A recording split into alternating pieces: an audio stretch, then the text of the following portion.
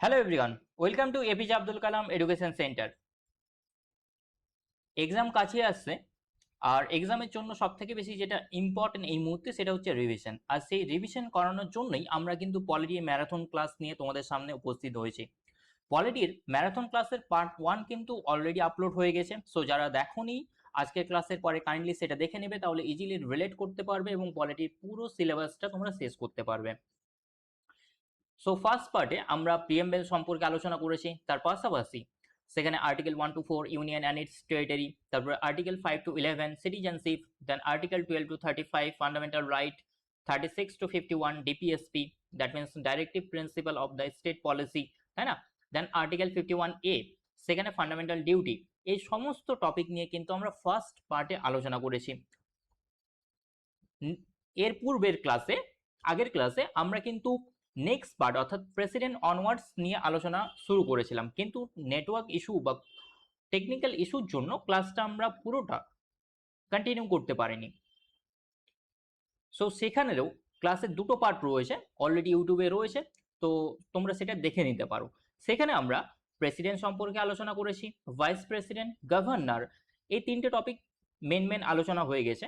আমি যখন তোমাদের পার্লামেন্ট টপিকটা স্টার্ট করেছিলাম তখন নেটওয়ার্ক ইস্যুর জন্য আমাদের ডিসকানেক্ট হয়ে যায়। তো আজকের ক্লাসটা আমি সেখান থেকেই কন্টিনিউ করব। অনেকেই এখানে জয়েন করেছো, এখনো অনেকেই জয়েন করোনি।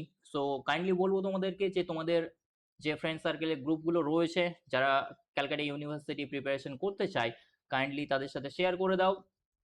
আর অডিও ভিডিও সব ক্লিয়ার প্রপারলি শোনা যাচ্ছে?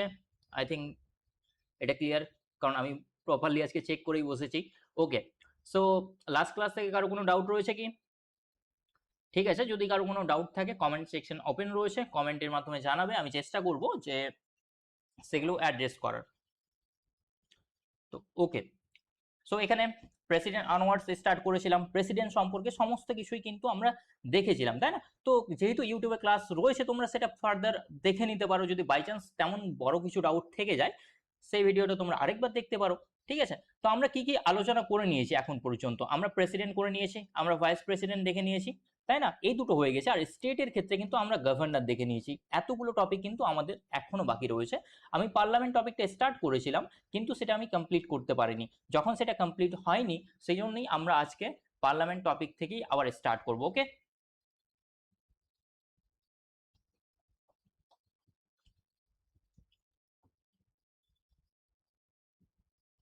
ওকে, কারো কোনো ডাউট এত দূর? আই থিঙ্ক নেই কোনো ডাউট।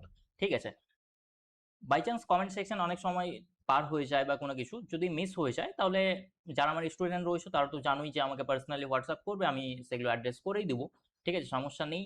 আর যদি এমন কোনো স্টুডেন্ট বাইরের থেকে থাকো তাহলে সেটাও যদি বাই চান্স মিস হয়ে যায় আমাদের সেটা অ্যাড্রেস করতে কমেন্টের মাধ্যমে জানাবে, আমি নেক্সট ক্লাসে চেষ্টা করব সেটা অ্যাড্রেস করে দেওয়ার। এবং সেকেন্ডলি যে রেকর্ডিং ক্লাস তো রয়েছেই, মানে ইউটিউবে ক্লাস তো রয়েছেই, সেটা আরেকবার দেখে নিতে পারো সেই পার্টটুকু।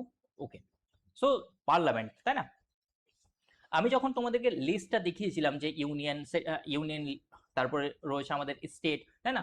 আমাদের একদিকে রয়েছে এক্সিকিউটিভ, লেজিসলেচার, জুডিশিয়ারি। তো এই যে আমাদের লেজিসলেচার, সেই লেজিসলেচারের মধ্যে কিন্তু পার্লামেন্ট চলে আসে। তো পার্লামেন্টকে কি বলা হয়? আমাদের ইউনিয়ন লেজিসলেচার বা সেন্ট্রাল লেজিসলেচার। ঠিক আছে, ইউনিয়ন লেজিসলেটিভ অ্যাসেম্বলি। ওকে,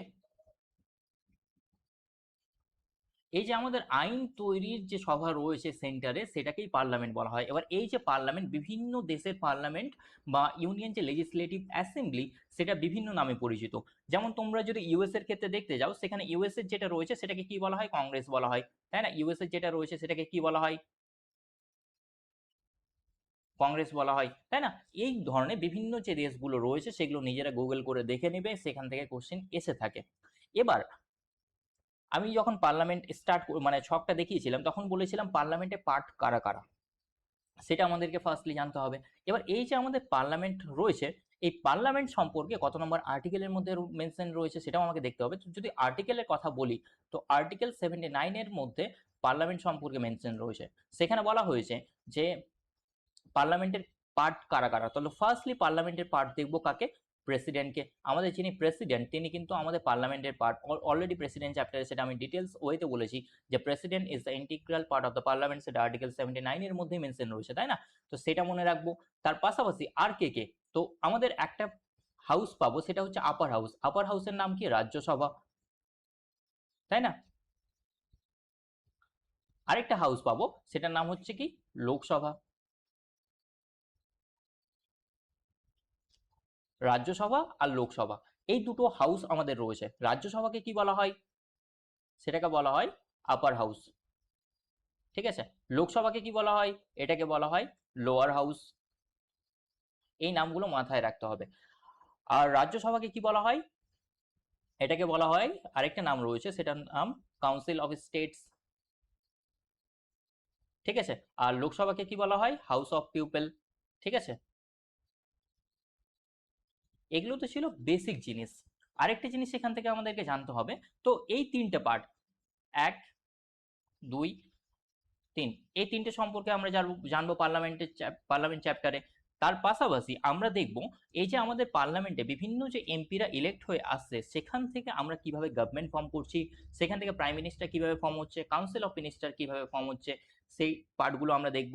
কোন হাউসের কি কি কাজ রয়েছে সেগুলো দেখব পার্লামেন্ট চ্যাপ্টারের মধ্যে বেসিক্যালি। তার পাশাপাশি আমাদের যে পার্লামেন্টে বিভিন্ন প্রসিডিং গুলো চলে, সেগুলো কিভাবে চলে, জিরো আওয়ার কি, কোশ্চেন আওয়ার কি, সেগুলো দেখবো। বিভিন্ন প্রকারের বিল রয়েছে, মানি বিল রয়েছে, কনস্টিটিউশনাল অ্যামেন্ডমেন্ট বিল রয়েছে, ফাইন্যান্সিয়াল বিল রয়েছে, তাই না? এই সব বিলগুলো সম্পর্কে দেখবো। এই প্রপার ওয়েতেই পার্লামেন্ট চ্যাপ্টারটা কিন্তু আমরা আজকে কমপ্লিট করার চেষ্টা করব। ওকে, সো ফার্স্টলি কিন্তু প্রেসিডেন্ট আমরা অলরেডি ডিসকাস করে নিয়েছি, সেই ভিডিওটা তোমরা দেখে নিতে পারো। আজকে রাজ্যসভা দেখবো, এবার লোকসভা দেখবো।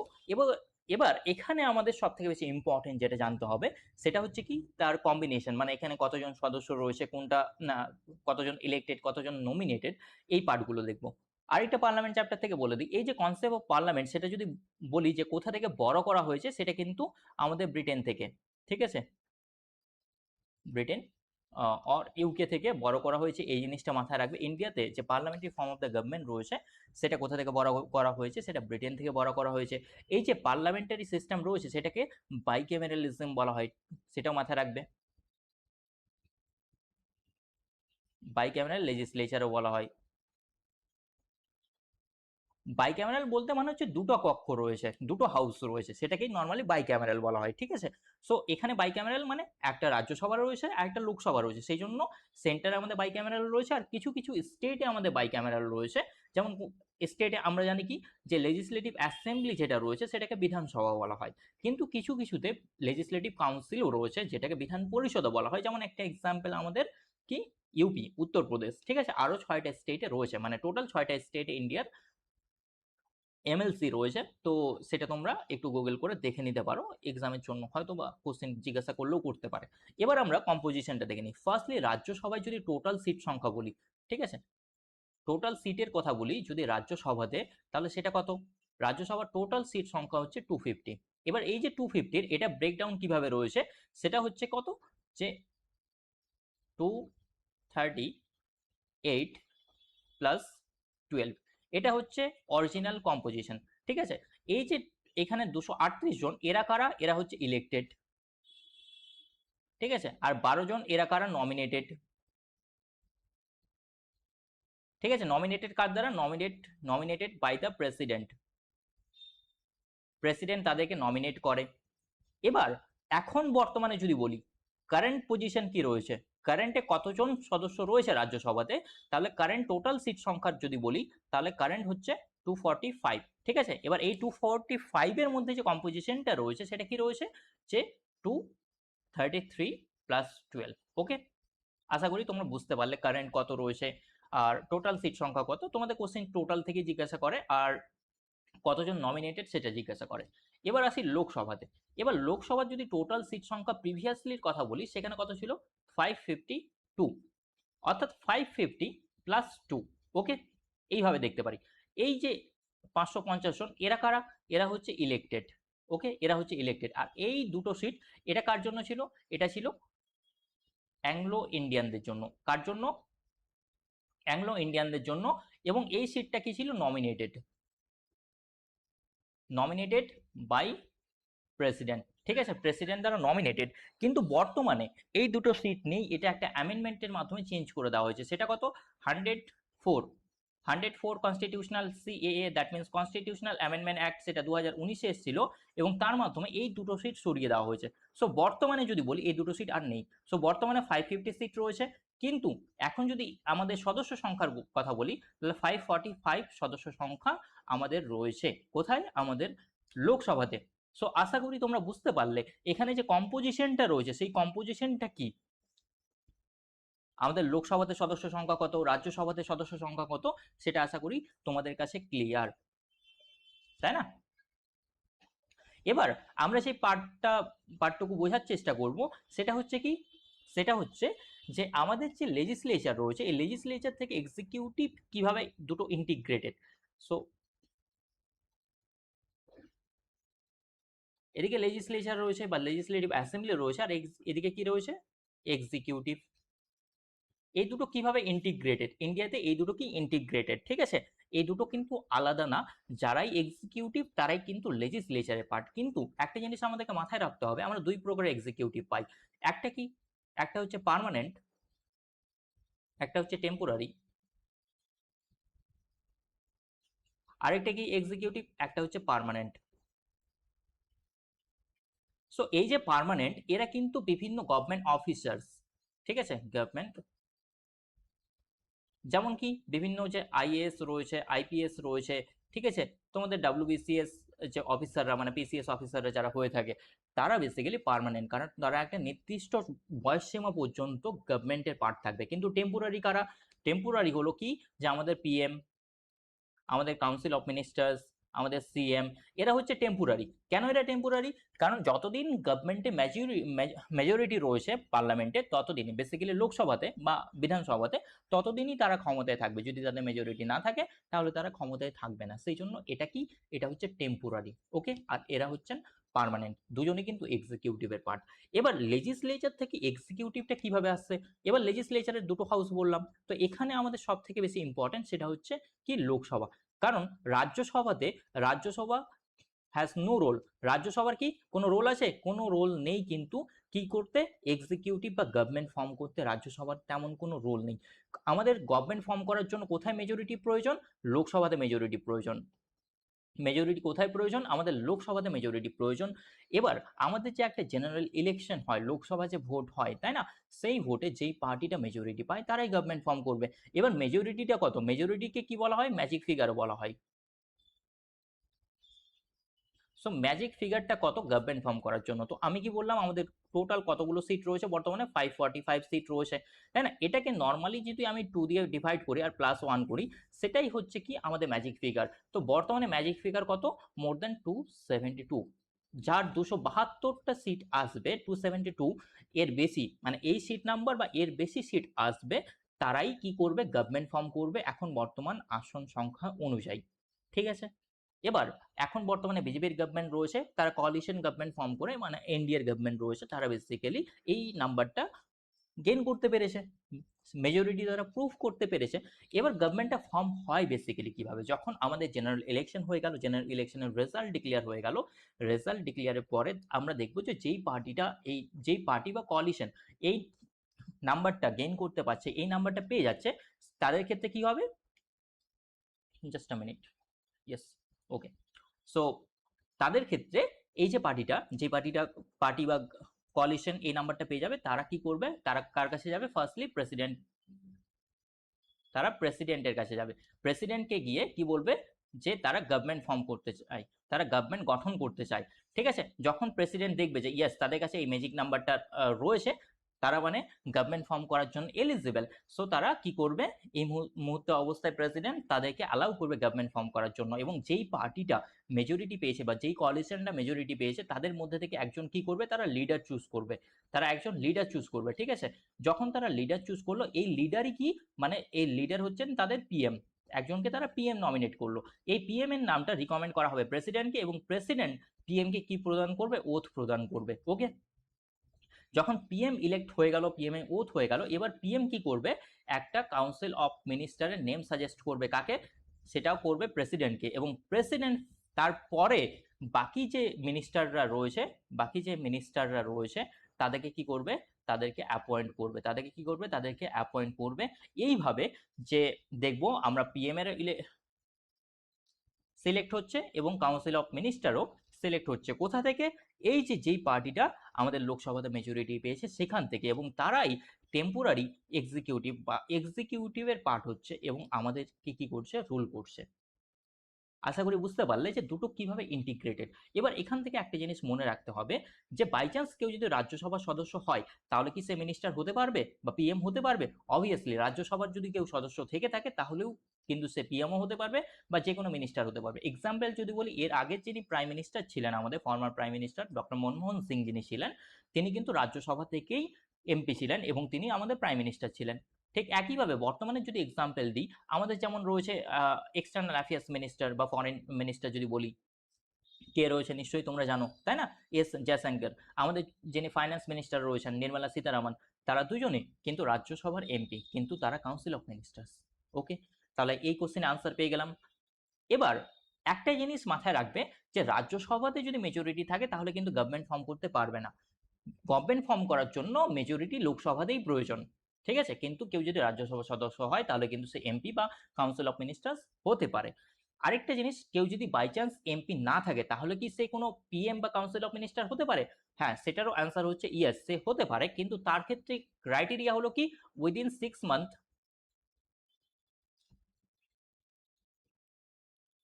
তাকে কি করতে হবে, 6 মাসের মধ্যেই তাকে একজন এমপি হতে হবে, কোথাকার, লোকসভা অথবা রাজ্যসভার এমপি তাকে হতে হবে।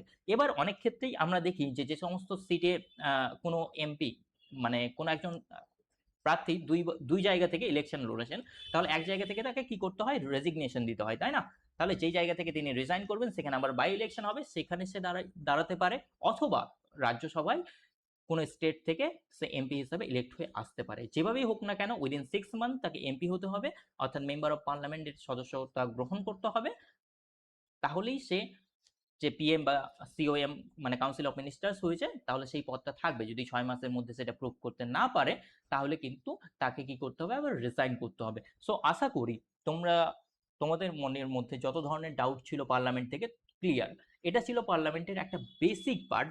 এবার আমরা পার্লামেন্টের নেক্সট ক্রাইটেরিয়া কি, কিভাবে কি হয়, আমাদের প্রাইম মিনিস্টারের পাওয়ার কি, এই সমস্ত কিছু বিষয় কিন্তু আলোচনা করব। আশা করি সবাই নোটও করছো ভালো মতোই, ঠিক আছে?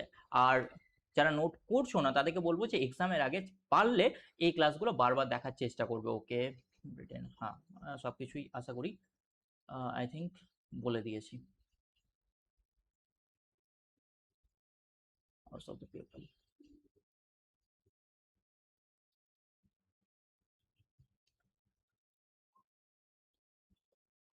Yes. হ্যাঁ, এবার আমরা টপিক আমাদের পিএম স্টার্ট করব, ঠিক আছে? পিএম এর ইলেকশন মানে পিএম কে কিভাবে আমরা ইলেক্ট করছি, কিভাবে তিনি চুজ হচ্ছে, সেটা কিন্তু অলরেডি আমরা ডিসকাশন করলাম। আই থিঙ্ক কারো কোনো ডাউট নেই, তোমরা ভালো মতো বুঝতে পেরেছো, তাই না? কি আরেকবার সবাই একটু লাইকের মাধ্যমে জানিয়ে দাও বা কমেন্টের মাধ্যমে জানাও যে ক্লিয়ার, বোঝা যাচ্ছে প্রপারলি। এত কম সংখ্যক কেন? ক্লাস কি বোরিং লাগছে? তোমরা কি বুঝতে পারছো না নাকি?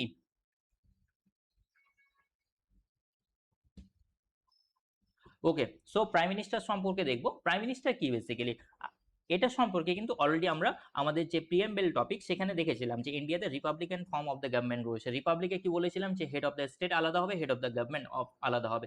তাহলে ইনিকে প্রাইম মিনিস্টারকে আমাদের হেড অফ দ্য গভর্নমেন্ট, আমাদের গভর্নমেন্টের হেড যিনি তিনি হচ্ছেন কে, প্রাইম মিনিস্টার। এটা সম্পর্কে আর্টিকেল 74 যেটা প্রেসিডেন্টে অলরেডি আমরা ডিসকাশন করেছি, আর্টিকেল 75, এখানে আমরা আর্টিকেল 75 এর মধ্যে কি দেখবো, এখানে পিএম সম্পর্কে দেখবো আর কাউন্সিল অফ মিনিস্টার এদের সম্পর্কে ডিটেলস ওইতে দেওয়া রয়েছে, সেগুলো আমরা দেখবো। ফার্স্টলি এবার দেখে নিই যে আমাদের যিনি প্রাইম মিনিস্টার রয়েছেন তার কোয়ালিফিকেশনগুলো, মানে সরি, প্রাইম মিনিস্টার হওয়ার জন্য কোয়ালিফিকেশনগুলো কি কি প্রয়োজন। কিন্তু তার আগে একটা কোশ্চেনে আমাকে আনসার দাও তো তোমরা, দেখি পারো না, আশা করি পারবে সবাই, কারণ ক্লাসেও এগুলো নিয়ে ডিসকাশন হয়েছে।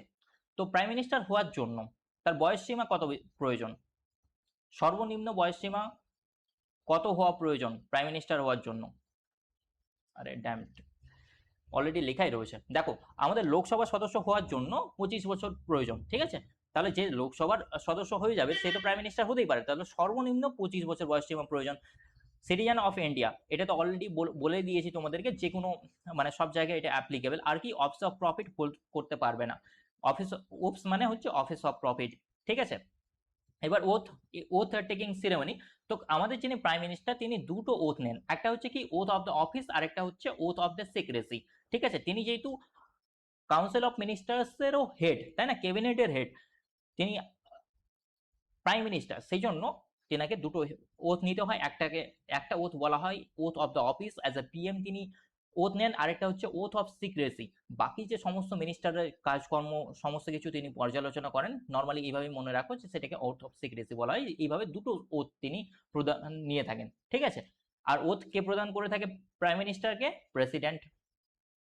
টার্ম কত বছর? 5 বছর, ঠিক আছে। কিন্তু নর্মালি ম্যাক্সিমাম হচ্ছে 5 বছর।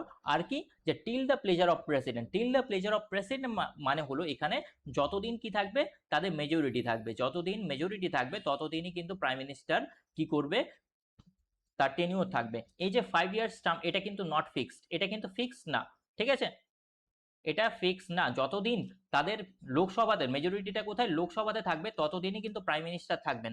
যদি লোকসভাতে মেজরিটি প্রুফ না হয় তাহলে কিন্তু তাদেরকে কি করতে হবে, আবার রিজাইন করতে হবে। সেই জন্য সেটা 5 বছর কমপ্লিট হওয়ার পূর্বেও হতে পারে। ওকে, যে সেটা হবে কিভাবে, যে তোমাদের অনেক সময় দেখো যে একটা পার্টি থেকে অন্য পার্টিতে কি করে দল বদল হয়ে যায়। সেই জন্য আমাদের অ্যান্টি ডিফেকশন ল রয়েছে, কিন্তু সেখানে একটা মার্জারেরও কনসেপ্ট রয়েছে, যে 2/3 মেম্বার যদি অন্য পার্টিতে চলে যায় সেটাকে মার্জার বলা হয়, তাহলে অ্যান্টি ডিফেকশন ল সেখানে লাগু হবে না। তাহলে সেই ক্ষেত্রে যেমন রিসেন্টলি আমাদের টিএমসি হলো, আম আদমি পার্টির ক্ষেত্রে হয়ে থাকলো, তো বাই চান্স আমি একটা হাইপোথেটিক্যাল সিনারিও বলছি, যে এখন যতগুলো তোমাদের বিজেপি সদস্য রয়েছে তার 2/3 যদি অন্য পার্টিতে চলে যায়, তাহলে তো তারা মেজরিটি আর প্রুভ করতে পারবে না, তাই না। তাহলে সেই ক্ষেত্রে প্রেসিডেন্টের প্রাইম মিনিস্টারের টেনিউর 5 বছর যদি আমরা ধরি তাহলে 2029-এ শেষ হবে, কিন্তু তার আগেই যদি তাদের মেজরিটি না থাকে তাহলে তাকে রিজাইন করতে হবে, ঠিক আছে। এটা অলরেডি তোমাদেরকে বললাম, যদি বাই চান্স কেউ যদি কোনো হাউসের সদস্য না হয়ে থাকে তাহলে উইদিন 6 মান্থ তাকে কিন্তু সেই হাউসের সদস্যতা গ্রহণ করতে হবে, না হলে কিন্তু কি থাকবে না, তার যে সিট সেটা কিন্তু থাকবে না। লোকসভা রাজ্যসভার এখানে এজ সম্পর্কে রয়েছে, সেটা আমরা আরো পরে ডিটেলস ওয়েতে দেখার চেষ্টা করব। এবার যে প্রাইম মিনিস্টারের অফিস রয়েছে সেটা কি কিভাবে ভ্যাকেন্সি হয়ে যেতে পারে, সেটা কি কিভাবে খালি হয়ে যেতে পারে। ফার্স্টলি কি, টার্ম ইজ ওভার, যদি তার টেনিউরটা শেষ হয়ে যায়, সিটিং পিএম সেল কন্টিনিউ, যদি টেনিউর শেষ হয়ে যায় তাহলে কিন্তু তার আগে আমরা যে কোনো পোস্ট দেখবো সেক্ষেত্রে দেখবো যে একজন সিটিং রয়েছে তার যে টেনিউর 5 বছর কমপ্লিট হওয়ার পূর্বেই কিন্তু আবার রি ইলেকশন হয়ে যায়, ঠিক আছে, যাতে কোনো পোস্ট খালি না থাকে। সেই জন্যই আমরা দেখব, যদি বাই চান্স কোনো কারণবশত ইমার্জেন্সির মতো সিচুয়েশন রয়েছে বা কোনো কিছু, তো ইমার্জেন্সির মতো সিচুয়েশনেও কিন্তু এটা 1 বছর আবার ইনক্রিজ করা যেতে পারে, যখন আমি ইমার্জেন্সি পড়াবো, ন্যাশনাল ইমার্জেন্সি, ঠিক আছে, সেখানে আরো ডিটেলস ওয়েতে ডিসকাশন করবো এই বিষয়টা সম্পর্কে। তো নর্মালি মনে রাখো যে তার টার্ম শেষ হয়ে গেল, তিনি যদি রিজাইন করেন তাহলে রেজিগনেশন কাকে দিবে? প্রেসিডেন্টকে। একটা জিনিস মাথায় রাখবে, যে রেজিগনেশন আমরা তাকেই দিই যে কোনো বিষয়ের ক্ষেত্রে, যে তাকে অ্যাপয়েন্ট করেছে, যে অ্যাপয়েন্ট করবে তাকে রেজিগনেশন প্রদান করা হবে, ঠিক আছে। আর যদি বাই চান্স ডেথ হয়ে যায় অথবা রিমুভ বাই দ্য প্রেসিডেন্ট, কিন্তু রিমুভ বাই দ্য প্রেসিডেন্ট তখনই হবে যখন তাদের মেজরিটি থাকবে না, ঠিক আছে। এই 4টা গ্রাউন্ডে প্রাইম মিনিস্টারের যে অফিস সেটা কিন্তু ভ্যাকেন্ট হতে পারে। ওকে, নেক্সট দেখবো যে আমাদের প্রাইম মিনিস্টারের কি পাওয়ার অ্যান্ড ফাংশনস কি কি রয়েছে। তো যতই তোমরা পাওয়ার দেখছো, যতই ফাংশনস দেখছো, সবকিছুই আলটিমেটলি হেড হচ্ছেন supreme boss of the country যদি বলো, তাহলে তিনি হচ্ছেন আমাদের প্রাইম মিনিস্টার। প্রেসিডেন্টের যতগুলো কাজ দেখলে, ঠিক আছে, সবগুলোই কাজ কিন্তু প্রেসিডেন্ট কার অ্যাডভাইসে করে? প্রাইম মিনিস্টার তাকে করতে বলে, বলেই প্রেসিডেন্ট কিন্তু সেই কাজগুলো করে। অথবা বলতে পারি এইভাবে, যে council of ministers headed by the PM give advice to the president who shall act upon this order, ঠিক আছে। এইভাবে তোমরা মনে রাখতে পারো নর্মালি, যে প্রেসিডেন্ট কার কথায় কাজ করে, আর্টিকেল 75 এর মধ্যেও সেটা মেনশন, 74 এর মধ্যেও সেটা মেনশন রয়েছে, যে প্রাইম মিনিস্টার আর কাউন্সিল অফ মিনিস্টার্স এর অ্যাডভাইসে, ঠিক আছে। তিনি কি আমাদের firstly head of the government, most important office, allocation of the portfolios of the council of ministers, যে কোন পোস্টে কোন মিনিস্টার থাকবে সেটা কিন্তু প্রাইম মিনিস্টার ডিসাইড করে। যখন আমি বললাম যে প্রাইম মিনিস্টার ফার্স্টলি ওথ নেয়, প্রেসিডেন্টের দ্বারা ইলেক্ট হয়, তারপরে তিনি তার একটা কাউন্সিল অফ মিনিস্টার ডিসাইড করেন, তাই না। তো এটাই হচ্ছে অ্যালোকেশন অফ দ্য পোর্টফোলিওস। তারপরে কি, যে পিএম অ্যাডভাইসেস দ্য প্রেসিডেন্ট, প্রেসিডেন্টকে অ্যাডভাইস করে রিপোর্ট। তোমরা ইন্ডিয়াতে যত কাজই দেখছো সব কিন্তু প্রাইম মিনিস্টারের মাধ্যমেই হয়ে থাকে, ঠিক আছে। নর্মালি এইভাবে মনে রাখো যত কাজ, ঠিক আছে, যতগুলো পাওয়ার অ্যান্ড ফাংশন প্রেসিডেন্টের ক্ষেত্রে দেখেছো সবগুলোই এখানে অ্যাপ্লাই করতে পারো। এইভাবে তো তোমাদের ডিটেলস হইতে কোশ্চেন আসবে না যে প্রাইম মিনিস্টারের পাওয়ার অ্যান্ড ফাংশনস কি কি, সেই জন্য আর ডিটেলস সেখানে এগোচ্ছি না, সেখানে অত ডিটেলস তোমাদের এক্সামের জন্য প্রয়োজনও না। একটা জিনিস মাথায় রাখবে, একটা লিমিটেশন রয়েছে যে কতজন মেম্বার কাউন্সিল অফ মিনিস্টার্স হতে পারে। আমাদের লোকসভাতে তো সদস্য 545, তাই না, 545। তারপরে রাজ্যসভাতে সদস্য কত, 245। তাহলে এতজন যে সদস্য রয়েছে সবাই কি মিনিস্টার হতে পারে? সবাই অবভিয়াসলি হবে না, এর মধ্যে হয়তো 50%ই যারা মেজরিটি রয়েছে তারা গভর্নমেন্ট ফর্ম করেছে। কিন্তু প্রিভিয়াসলি কি করা হতো যে অনেক মিনিস্টারকে একসাথে বিভিন্ন মিনিস্ট্রি অ্যালোকেট করে দেওয়া হতো, কিন্তু সেটা স্টপ করার জন্য একটা সিলিং লিমিট সেখানে লাগানো হয়েছে। সেটা কত নম্বর, 91st কনস্টিটিউশনাল অ্যামেন্ডমেন্ট অ্যাক্ট 2015, যে টোটাল যে সিট রয়েছে, টোটাল যে সিট তার অনলি 15% কি হবে, কাউন্সিল অফ মিনিস্টার্স হতে পারে। ঠিক আছে, এই যে 15% সিট সেটা কোথাকার, সেটা হচ্ছে তোমাদের লোকসভা, সেই সিটটা কোথাকার, লোকসভা সিটের 15%। আর যদি স্টেটের ক্ষেত্রে হয়ে থাকে, যদি স্টেটের ক্ষেত্রে হয়ে থাকে সেক্ষেত্রে কি দেখবো আমরা, লেজিসলেটিভ মানে বিধানসভা, বিধানসভা, ঠিক আছে, তার 50% এখানে seat, including the CM or the prime minister. Okay, এবার একটা জিনিস মাথায় রাখবো যে ম্যাক্সিমাম হচ্ছে কি 15% আমাদের কি হতে পারে, সিওএম কাউন্সিল অফ মিনিস্টার্স হতে পারে। কিন্তু মিনিমাম কত হতে পারে, মিনিমাম হচ্ছে 12 জন মিনিস্টার একটা স্টেটের ক্ষেত্রে। যদি আমি সেটাই যদি আমাদের ইউনিয়ন টেরিটরি কথা বলি, সেক্ষেত্রে আমরা দেখবো 10%, টোটাল মিনিস্টারের 10% কি হতে পারে, কাউন্সিল অফ মিনিস্টার্স হতে পারে। ওকে, আশা করি বুঝতে পেরেছো এই বিষয়টা, একটা এক্সট্রা নোট ছিল। প্রাইম মিনিস্টার আমাদের কমপ্লিট, প্রাইম মিনিস্টার সম্পর্কে এর থেকে বেশি ডিটেলস এক্সামের জন্য প্রয়োজন নয়। এবার আমরা কাউন্সিল অফ মিনিস্টার সম্পর্কে দেখবো। ঠিক আছে, কাউন্সিল অফ মিনিস্টার সম্পর্কে দেখবো। এটা আর্টিকেল 75 এর মধ্যে এদের দুজনেরই সম্পর্কে বেসিক্যালি মেনশন রয়েছে, দুটো অফিস সম্পর্কে মেনশন রয়েছে।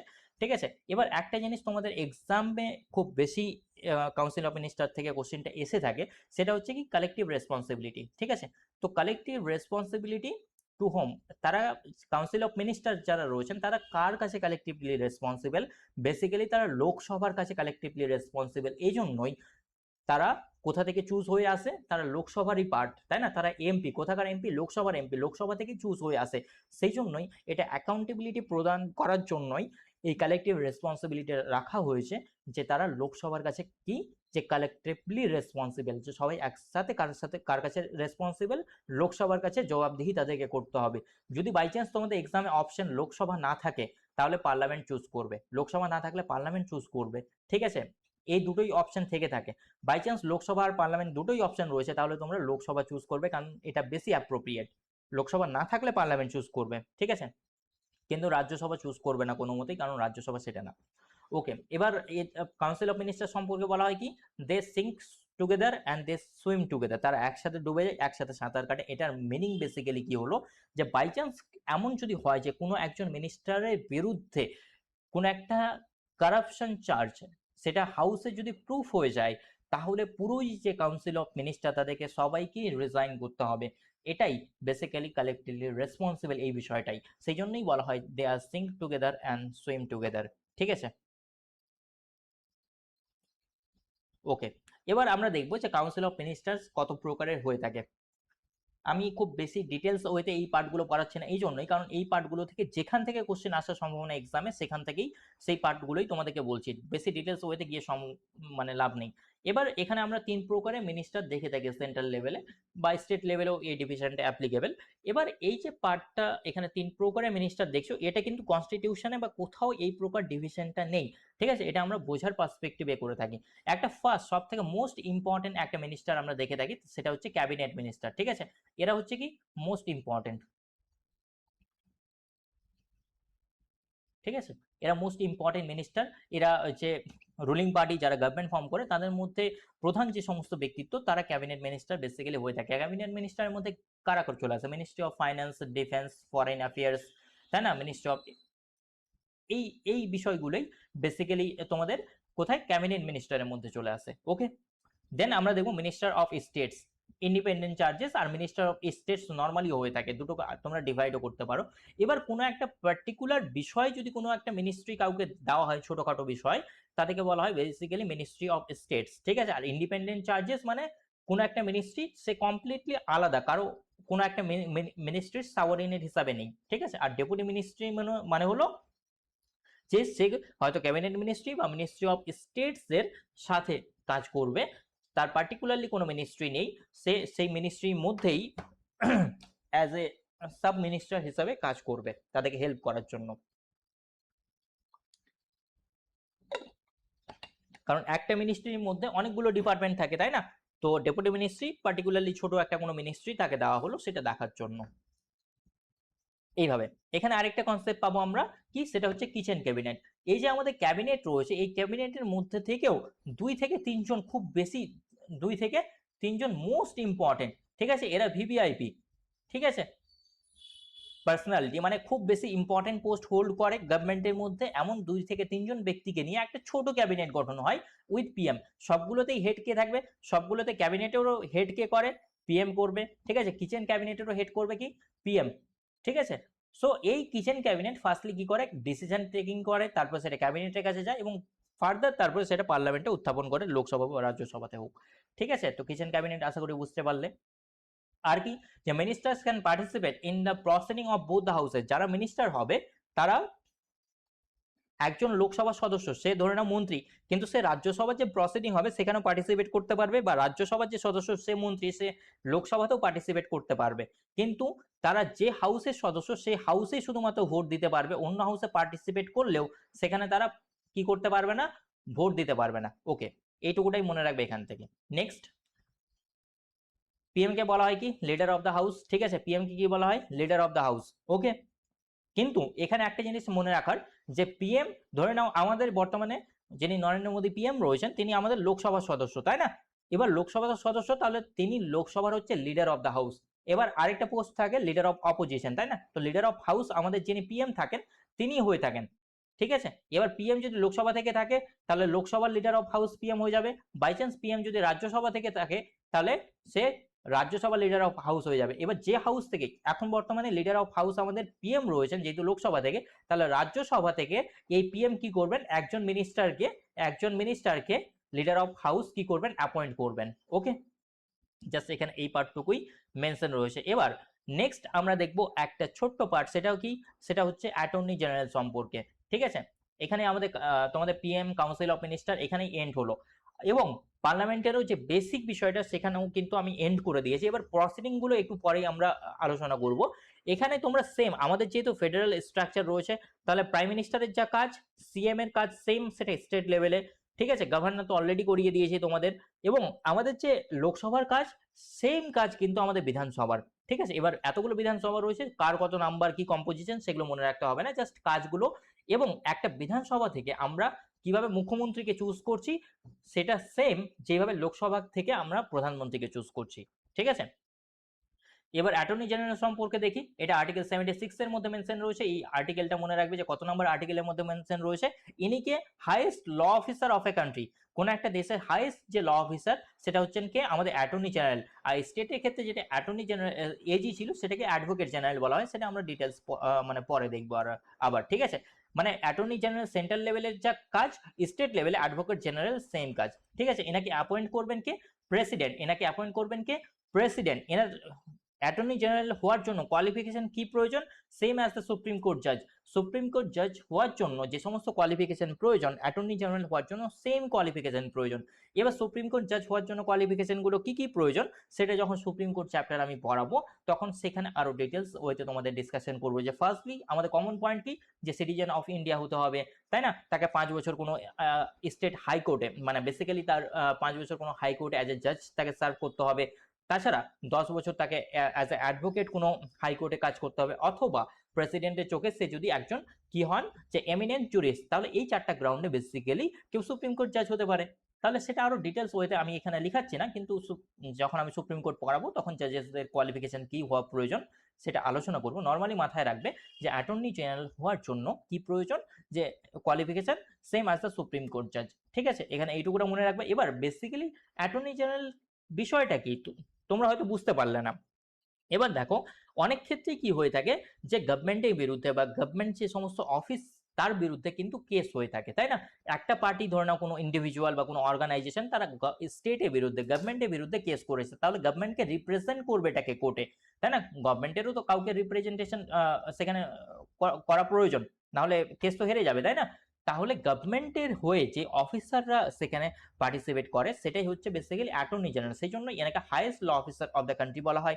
অ্যাটর্নি জেনারেল নিচে আমরা দেখবো কি সলিসিটর জেনারেল। তো তোমরা এটা মানে এগুলো বেসিক্যালি স্ট্যাটিক জিকের কোশ্চেন, তোমরা সেটা দেখে নেবে যে বর্তমানে আমাদের অ্যাটর্নি জেনারেল কে রয়েছেন, সর্বপ্রথম অ্যাটর্নি জেনারেল কে, ঠিক একইভাবে প্রেসিডেন্ট, বাকি সমস্ত কিছুর ক্ষেত্রেই কিন্তু এই সবগুলো অ্যাপ্লিকেবল, যে ফার্স্ট আমাদের প্রেসিডেন্ট কে, লংগেস্ট সার্ভিং কে, ফার্স্ট ওমেন কে, তাই না, রিসেন্টলি কে রয়েছে, এগুলো স্ট্যাটিকের পার্ট, এগুলো তোমরা নিজেরা করে নেবে। Okay, so same as the supreme court জাজ কোয়ালিফিকেশন। এবং যে জিনিসটা বলছিলাম আমি তোমাদেরকে, যে অ্যাটর্নি জেনারেল তাহলে কি করবে, স্টেটকে মানে বেসিক্যালি গভর্নমেন্টকে রিপ্রেজেন্ট করবে কোন একটা পার্টির বিরুদ্ধে কোর্টে, সেটা হাইকোর্টে কেস হোক বা তোমাদের স্টেট আমাদের সুপ্রিম কোর্টে হোক বা যে কোনো ডিস্ট্রিক্ট কোর্টে হোক না কেন, অ্যাটর্নি জেনারেল থাকে, তাকে হেল্প করার জন্য আরো আমাদের অনেকজন সলিসিটর জেনারেল থাকে। তো সলিসিটর জেনারেল বেসিক্যালি কেসগুলোকে রিপ্রেজেন্ট করে। বর্তমানে যেমন সলিসিটর জেনারেল আমাদের কে রয়েছেন, তুষার মেহতা রয়েছেন, তাই না?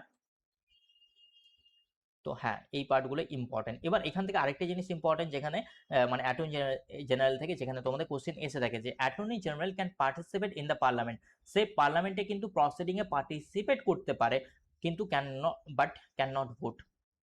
এটা মাথায় রাখবে যে কোশ্চেন এইভাবে এসে থাকে যে এমন একজন ব্যক্তি যে তোমাদের লোকসভা বা রাজ্যসভা বা পার্লামেন্টে পার্ট না, কিন্তু পার্লামেন্ট প্রসিডিং এ পার্টিসিপেট করতে পারে, তাহলে সেটাকে যে অ্যাটর্নি জেনারেল, ঠিক আছে, সেটাকে অ্যাটর্নি জেনারেল পার্লামেন্টে প্রসিডিং এ পার্টিসিপেট করতে পারে, সে পার্লামেন্টের সদস্য না, কিন্তু পার্টিসিপেট করতে পারলেও কিন্তু সে ভোট দান করতে পারে না। ঠিক আছে, এই জিনিসটা মাথায় রাখবো। অ্যাটর্নি জেনারেল যেমন আমাদের সেন্ট্রাল গভর্নমেন্টের ক্ষেত্রে, স্টেট গভর্নমেন্টের ক্ষেত্রে, তেমন অ্যাডভোকেট জেনারেল, দুটোই কিন্তু সেম। ঠিক আছে, ওকে, আশা করি তোমাদের কাছে বিষয়গুলো ক্লিয়ার। এতদূর আমরা যে পার্টগুলো কভার আপ করলাম সেটা আমরা পার্ট 5 সম্পর্কে দেখলাম, তাই না? এবার স্টেট এক্সিকিউটিভের মধ্যে যে পার্টটুকু আছে সেটা আমরা পার্ট 6 আর্টিকেল, তোমরা দেখে নিও কত কত বললাম। এবার যেই পার্টগুলো বললাম তোমাদেরকে, গভর্নর অলরেডি আমি করিয়ে দিয়েছি, chief minister, council of minister, আর এখানে কি এটা অ্যাডভোকেট জেনারেল, ঠিক আছে, এখানে অ্যাটর্নি জেনারেল না। এই তিনটেই কিন্তু সেম অ্যাজ সেন্টার, ঠিক আছে। যদি বলি সেম অ্যাজ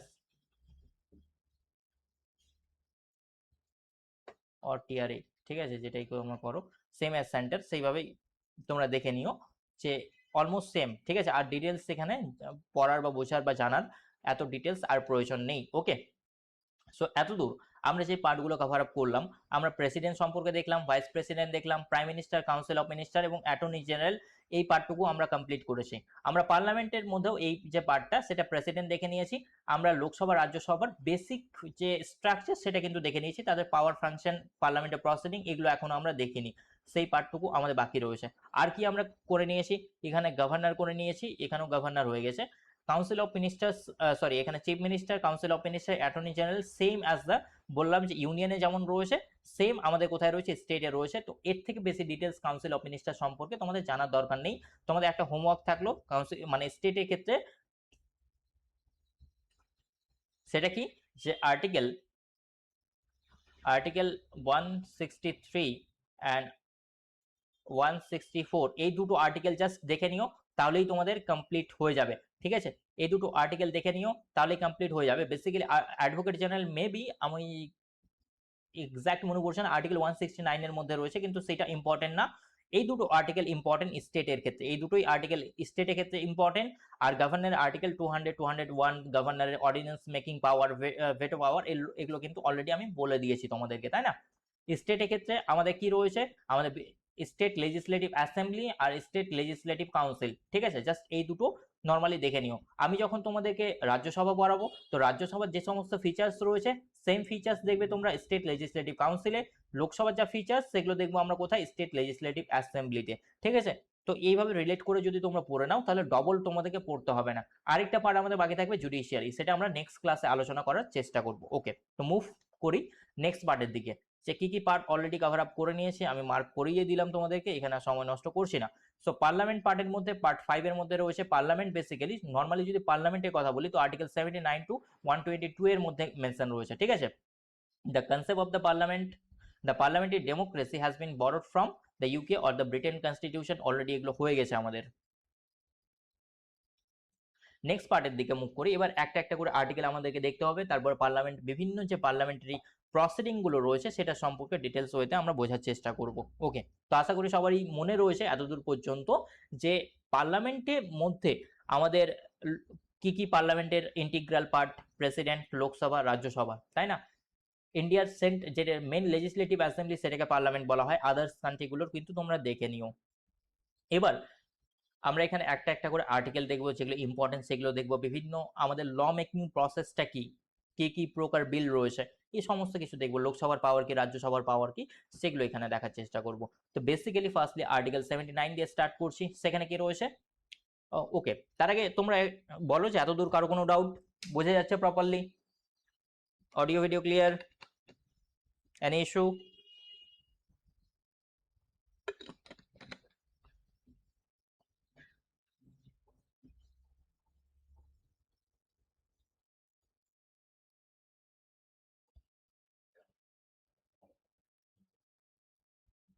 ওকে, সো আর্টিকেল 79 এখানে কি রয়েছে যে there shall be a parliament, একটা পার্লামেন্ট হবে। Okay, let me change the colour.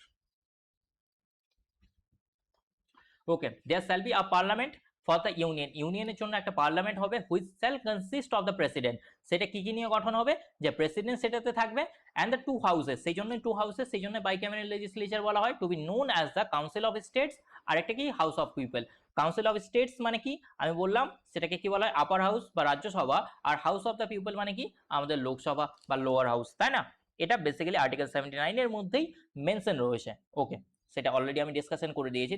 তারপরে দেখবো আমরা আর্টিকেল 80, সেখানে কি রয়েছে যে composition of the council of states, মানে রাজ্যসভার কম্পোজিশন কি হবে সেটা আর্টিকেল 80 এর মধ্যে মেনশন রয়েছে। আর আর্টিকেল 81 এর মধ্যে কি মেনশন রয়েছে, হাউস অফ দ্য পিপল, যে লোকসভার কম্পোজিশন কি হবে সেটা সম্পর্কে মেনশন রয়েছে, যে composition of the house of the people. এই তিনটেই কিন্তু অলরেডি আমি স্টার্টিংয়েই তোমাদের বোঝানোর জন্য বলে দিয়েছি যে কি কি ভাবে আমাদের লোকসভার সদস্য সংখ্যা কত, রাজ্যসভার সদস্য সংখ্যা কত, কতজন এখানে নমিনেটেড মেম্বার, তাই না? এগুলো আলোচনা হয়ে গেছে অলরেডি। নেক্সট একটা ইম্পর্টেন্ট আর্টিকেলের দিকে মুভ করব। এখানে এই যে আর্টিকেলগুলো আমি এখানে লিখিয়ে দিয়েছি, এই চারটাই আর্টিকেল তোমাদেরকে মনে রাখতে হবে এক্সামের জন্য, কিছু করার নেই। ওকে, আর্টিকেল 82 এটাও মনে রাখবে, কারণ বর্তমানে যে ডিলিমিটেশন কমিশন বা ওমেন রিজার্ভেশন বিল বা পার্লামেন্টে আমাদের সিট সংখ্যা ইনক্রিজ, এই সমস্ত কিছু কিন্তু খুব বেশি নিউজে, কারেন্ট অ্যাফেয়ার্সে নিউজে চলছে লাস্ট 1-2 বছর থেকে। কেন? কারণ একটা সিলিং লিমিট আমাদের যে পার্লামেন্টের সিট সেখানে লাগানো হয়েছিল, সেটা কত 2026-এই সেটা এন্ড হচ্ছে, তাই না? সেই জন্যই তো আর্টিকেল 82 এর মধ্যে বেসিক্যালি কি মেনশন রয়েছে, যে রিঅ্যাডজাস্টমেন্ট অফ দ্য সিটস, প্রত্যেক যে সিট রয়েছে তার কি হবে, রিঅ্যাডজাস্টমেন্ট হবে। কখন হবে? আফটার দ্য ইচ সেন্সাস, প্রত্যেক সেন্সাসের পরে, ঠিক আছে? আর প্রত্যেক সেন্সাস বেসিক্যালি হবে কখন, 10 বছর পর পর। তো এখান থেকে একটা তোমাদের স্ট্যাটিক জিকের কোশ্চেন, যে ফার্স্ট সেন্সাস ইন্ডিয়াতে কবে হয়েছিল, তাই না? রিসেন্ট সেন্সাস কবে হয়েছিল আমাদের ইন্ডিয়াতে, তাহলে এই বিষয়গুলো মাথায় রাখতে হবে। ফার্স্ট যে ডিজিটাল সেন্সাস সেটা কখন হচ্ছে ইন্ডিয়াতে, তাহলে এবার যে সেন্সাসটা হচ্ছে 2026-এ ইন্ডিয়াতে, তাহলে সেটা কি, সেটা হচ্ছে আমাদের ফার্স্ট ডিজিটাল সেন্সাস। এই জিনিসটা মাথায় রাখতে হবে আমাদেরকে এক্সামের জন্য, এগুলো ইম্পর্টেন্ট। স্ট্যাটিকের যে পার্টগুলো আমি বলছি তোমাদের অলরেডি ক্লাসে এগুলো করানো হয়েছে, নোটস প্রদান করা হয়েছে। সো যারা আমাদের এক্সিস্টিং স্টুডেন্ট তাদেরকে বলবো সেগুলো রিভিশন করে নিতে, আর যারা বা আমাদের এক্সিস্টিং স্টুডেন্ট না, বাইরে থেকে লাইভ ক্লাস দেখছো তোমরা, সো তাদেরকে বলবো যে কাইন্ডলি আমাদের এআই বলে একটা টুলস রয়েছে, তাই না? সেখানে আমাদের চ্যাট জিপিটি রয়েছে, জেমিনাই রয়েছে, অথবা নর্মাল গুগলে করেও তোমরা এগুলো সার্চ করে কিন্তু অ্যান্সার বার করে নিও, দেখে নিও। কারণ এটা রিভিশন ক্লাস, ম্যারাথন ক্লাস, এত ডিটেলস হইতে এখন বলা যাবে না, বা পসিবলও না এত ডিটেলস হইতে বলা। তো তোমাদেরকেও একটু কাইন্ডলি বলছি যে একটু নিজেরা কষ্ট করে এগুলো একটু চেক করে নিও, ঠিক আছে? অথবা আমাদের জিকে ক্লাসগুলো ফলো করতে পারো, সেখানেও আমরা চেষ্টা করছি যতগুলো তোমাদের ফ্রি ওয়েতে ডেলিভার করা পসিবল আমাদের দিক থেকে সেগুলো আমরা করব। ওকে, সো যে জিনিসটা বলছিলাম আর্টিকেল 82 এর মধ্যে, এখানে বেসিক্যালি বলা হয়েছে যে readjustment of seat after every census, প্রত্যেক সেন্সাসের পরে কি করা হবে, রিঅ্যাডজাস্টমেন্ট অফ সিট করা হবে। এবং এই সেন্সাসটা 10 বছর পর পর হচ্ছিল, তাই না? আমাদের মেবি তোমাদের 1781 থেকে স্টার্ট হয়েছিল, 1871 থেকে স্টার্ট হয়েছিল, তাই না? তারপর থেকে চলে আসছে। তো এই জিনিসটা মাথায় রাখবে, কবে থেকে স্টার্ট হয়েছে, কোন সেই সময় গভর্নর জেনারেল কে ছিল, এখন পর্যন্ত কতবার করা হয়েছে, 2011 যে লাস্ট সেন্সাস হয়েছে সেটার মেন বৈশিষ্ট্য কি, 2026-এর সেন্সাস হচ্ছে এটার মেন বৈশিষ্ট্য কি, ঠিক আছে? এটা হচ্ছে ডিজিটাল সেন্সাস, এই বিষয়গুলো মাথায় রাখতে হবে। এখন কত নাম্বার সেন্সাস? ওকে, আর বাকিগুলো কারেন্ট অ্যাফেয়ার্স এর তোমাদের অলরেডি প্রোভাইড করা হয়েছে, যে বা স্ট্র্যাটেজিক এর মধ্যেও তোমরা দেখেছো যে চাইল্ড সেক্স রেশিও বা আমাদের কি বলে লিটারেসি রেট কত, কোন স্টেটে কেমন কি বিষয় রয়েছে, পপুলেশন কত, এই বিষয়গুলো কিন্তু দেখে নিও। সো হ্যাঁ, readjustments of seat after every census. So last মানে আমাদের সেন্সাস প্রত্যেক 10 বছর পর পর হচ্ছিল, তাই না? কিন্তু লাস্ট সেন্সাস হওয়ার কথা ছিল, লাস্ট হয়েছে 2011-তে, কিন্তু তার 10 বছর পরে 2021-এ হওয়ার কথা ছিল, কিন্তু কোভিডের জন্য কিন্তু সেটা পসিবল হয়নি, সেই জন্য সেটা ডিলে হয়ে গেছে। এবার এখানে আর্টিকেল 82 এর মধ্যে যে জিনিসটা মেনশন রয়েছে যে রিঅ্যাডজাস্টমেন্ট অফ সিট করা হবে কবে, আফটার এভরি সেন্সাস, প্রত্যেক সেন্সাসের পরে রিঅ্যাডজাস্টমেন্ট অফ সিট করা হবে। এবং এই অ্যাডজাস্টমেন্ট অফ সিট এটা কি করবে, সেটার জন্য করবে কি একটা কমিশন রয়েছে, সেটার নাম হচ্ছে delimitation commission. It becomes the basis of the setting up delimitation commission of India. Delimitation কমিশনের মেইন কাজ হলো কি রিঅ্যাডজাস্টমেন্ট অফ সিট করা। কোশ্চেন এইভাবে আসতে পারে যে ডিলিমিটেশন কমিশন কি বা এর কাজটা কি, তাহলে অপশন তোমাদের এটা অবশ্যই থাকবে যে রিঅ্যাডজাস্টমেন্ট অফ সিট, প্রত্যেক যে সিট রয়েছে সেটা রিঅ্যাডজাস্টমেন্ট করা। কেন?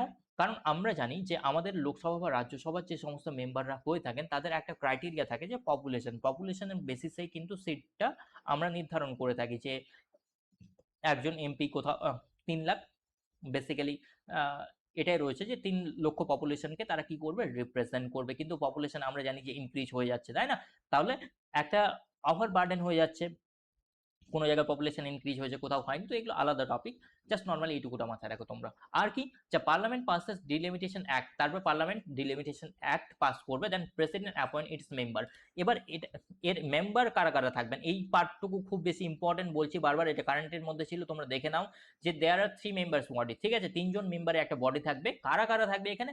একজন রিটায়ার্ড সুপ্রিম কোর্ট জাজ থাকবেন, ঠিক আছে, as a chairperson. Retired supreme court জাজ থাকবেন অ্যাজ এ চেয়ারপারসন। সেখানে থাকবেন কি chief election commissioner, CEC, chief election commissioner. Full ফর্মটা যারা মানে যারা ভুলে যাবে লিখে নাও। স্টেট ইলেকশন কমিশনার, একজন স্টেট ইলেকশন কমিশনার থাকবেন। এই নিয়ে 3 মেম্বার্স একটা বডি গঠন হবে, ঠিক আছে? এবং তারা ডিলিমিটেশন কমিশনের হেড থাকবেন এবং তারা ডিলিমিটেশন করবেন। এখন পর্যন্ত ইন্ডিয়াতে কতবার ডিলিমিটেশন হয়েছে এটাও খুব বেশি ইম্পর্টেন্ট। টিল নাও 4 টাইমস, 4বার পর্যন্ত ডিলিমিটেশন হয়েছে। কবে কবে? সেটা হচ্ছে 1952 একবার হয়েছে, 1962, 72 আর 2002। এবং এই 2002 এর পরেই একটা সিলিং লিমিট লাগিয়ে দেওয়া হয়, আমাদের পার্লামেন্টের সিট আর ইনক্রিজ করা হবে না, ঠিক আছে, 2026 পর্যন্ত। সো এই জিনিসটা আমরা মাথায় রাখবো, এখান থেকে কোশ্চেন আসতে পারে ডিলিমিটেশন কমিশন থেকে। ওকে, নেক্সট পার্ট, যে parliament is bound to accept the order. Delimitation commission যে রিপোর্টটা দিবে সেটা পার্লামেন্ট একসেপ্ট করতে bound of the delimitation commission without any changes and it can not be challenge in any court. তাহলে delimitation commission যে রিপোর্টটা দিবে সেটা পার্লামেন্ট একসেপ্ট করতে বাধ্য, parliament can not change anything in it and it can not be challenged in any court, ঠিক আছে? এই জিনিসটা আমরা নর্মালি মাথায় রাখবো যে কোনো কোর্টেও আমরা চ্যালেঞ্জ করতে পারি না, আর পার্লামেন্টেও সেটা চেঞ্জ করতে পারবে না। ওকে, এবার আসি বেসিক্যালি কম্পোজিশন অফ পার্লামেন্ট, এটা অলরেডি আমি ডিসকাস করে দিয়েছি, সো এখানে আর ডিটেলস ওইতে আমি যাচ্ছি না। এখানে আরো ডিটেলস করা হয়েছে যে তোমাদের 238/12, ঠিক আছে, 245, 229 প্লাস 4টা, এই 4টা সিট বেসিক্যালি এটা কোথায়, আমাদের বিভিন্ন যে ইউটিস রয়েছে তাদের, আর 229 এটা আমাদের বিভিন্ন স্টেট রয়েছে তাদের ক্ষেত্রে। ঠিক একইভাবে এখানে 530, তো 530 আমাদের কার জন্য, স্টেটগুলোর জন্য। আর 13টা যে সিট রয়েছে এটা কার জন্য, এটা আমাদের 13টা যে সিট রয়েছে এটা হচ্ছে আমাদের বেসিক্যালি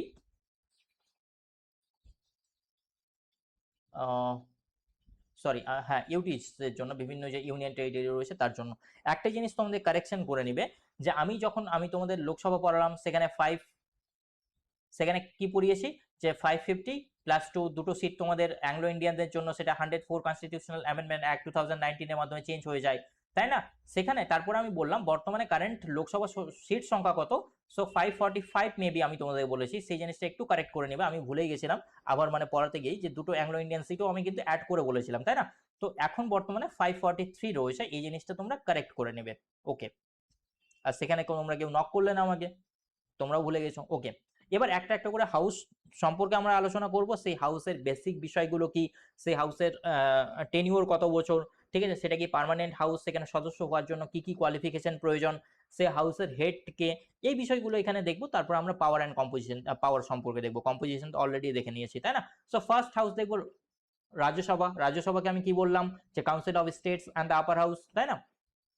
মেম্বার আর ইনডিরেক্টলি ইলেক্টেড। সো এখানে যারা মেম্বার হয় মানে রাজ্যসভার যারা মেম্বার তারা কিন্তু ইনডিরেক্টলি ইলেক্ট হয়। ইনডিরেক্টলি ইলেকশন কিভাবে কখনো শুনেছো কি রাজ্যসভার কোথাও ইলেকশন হচ্ছে? অবভিয়াসলি শোনোনি তোমরা, তাই না? আর কারণ শুনবেও বা কোথা থেকে, কারণ হয় না ডিরেক্ট ইলেকশন।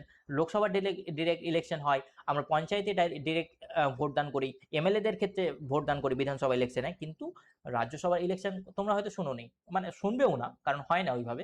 সেটা ইনডিরেক্ট ইলেকশন হয়। ইনডিরেক্ট ইলেকশন কিভাবে? যে আমরা যে এমপি বা এমএলএদেরকে চুজ করছি, বেসিক্যালি যে আমরা এমএলএদেরকে চুজ করছি বিধানসভা ইলেকশনের মাধ্যমে, সেই এমএলএরা কি করে বিভিন্ন স্টেট থেকে একটা নির্দিষ্ট নাম্বার রয়েছে যে এই স্টেটে এতগুলো কোটা রয়েছে, যেমন আমাদের ওয়েস্ট বেঙ্গলে 16, তাই না? আমাদের ওয়েস্ট বেঙ্গলের কথা বলি তো লোকসভার কতগুলো সিট রয়েছে? লোকসভায় 42 সিট রয়েছে, তাই না? যদি সেটা রাজ্যসভার কথা বলি তাহলে 16টা সিট রয়েছে। তাহলে এই 16 জন সদস্যকে কারা চুজ করবে?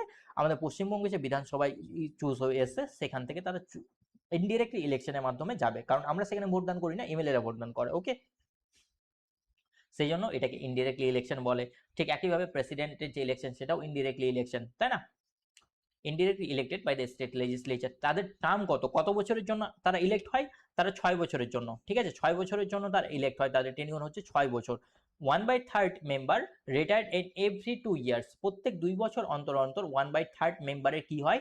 টেনিউর শেষ হয়ে যায়, ঠিক আছে? সেটিংটা এইভাবেই করা রয়েছে যে 1/3 মেম্বারের যে টেনিওর সেটা এভরি 2 ইয়ার্স শেষ হয়ে যায়। এবার যদি বলি ওথ প্রদান কি করে? By the chairman of the Rajya Sabha. Rajya Sabha যিনি চেয়ারম্যান রয়েছেন তিনি কিন্তু কি করেন? ওথ প্রদান করেন। এবার রাজ্যসভা চেয়ারম্যান কি কে? আমাদের ভাইস প্রেসিডেন্ট, তাই না? Vice president is the x officio chairman of the Rajya Sabha, সেটা অলরেডি আমরা দেখেছি। এখানে সদস্য হওয়ার জন্য এজ কত প্রয়োজন? মোর দেন 30 ইয়ার্স, 30 বছরের বেশি বয়স হওয়া প্রয়োজন রাজ্যসভার সদস্য হওয়ার জন্য। Rajya Sabha can not be dissolve, মানে রাজ্যসভা হচ্ছেন পার্মানেন্ট হাউস।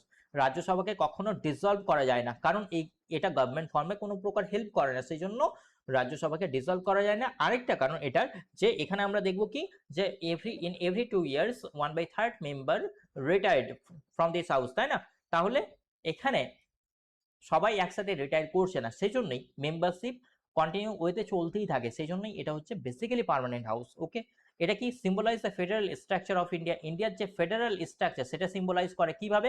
কারণ প্রত্যেক স্টেট থেকে এখানে একটা নির্দিষ্ট পরিমাণে তাদের পপুলেশন ওয়াইজ তারা রিপ্রেজেন্টেশন সেন্ড করে, তাহলে এটা ফেডারেল স্ট্রাকচারকে সিম্বলাইজ করে। আর কি করে? যে president nominates 12 member in the Rajya Sabha, সেটা অলরেডি কিন্তু আমরা দেখেছি, তাই না?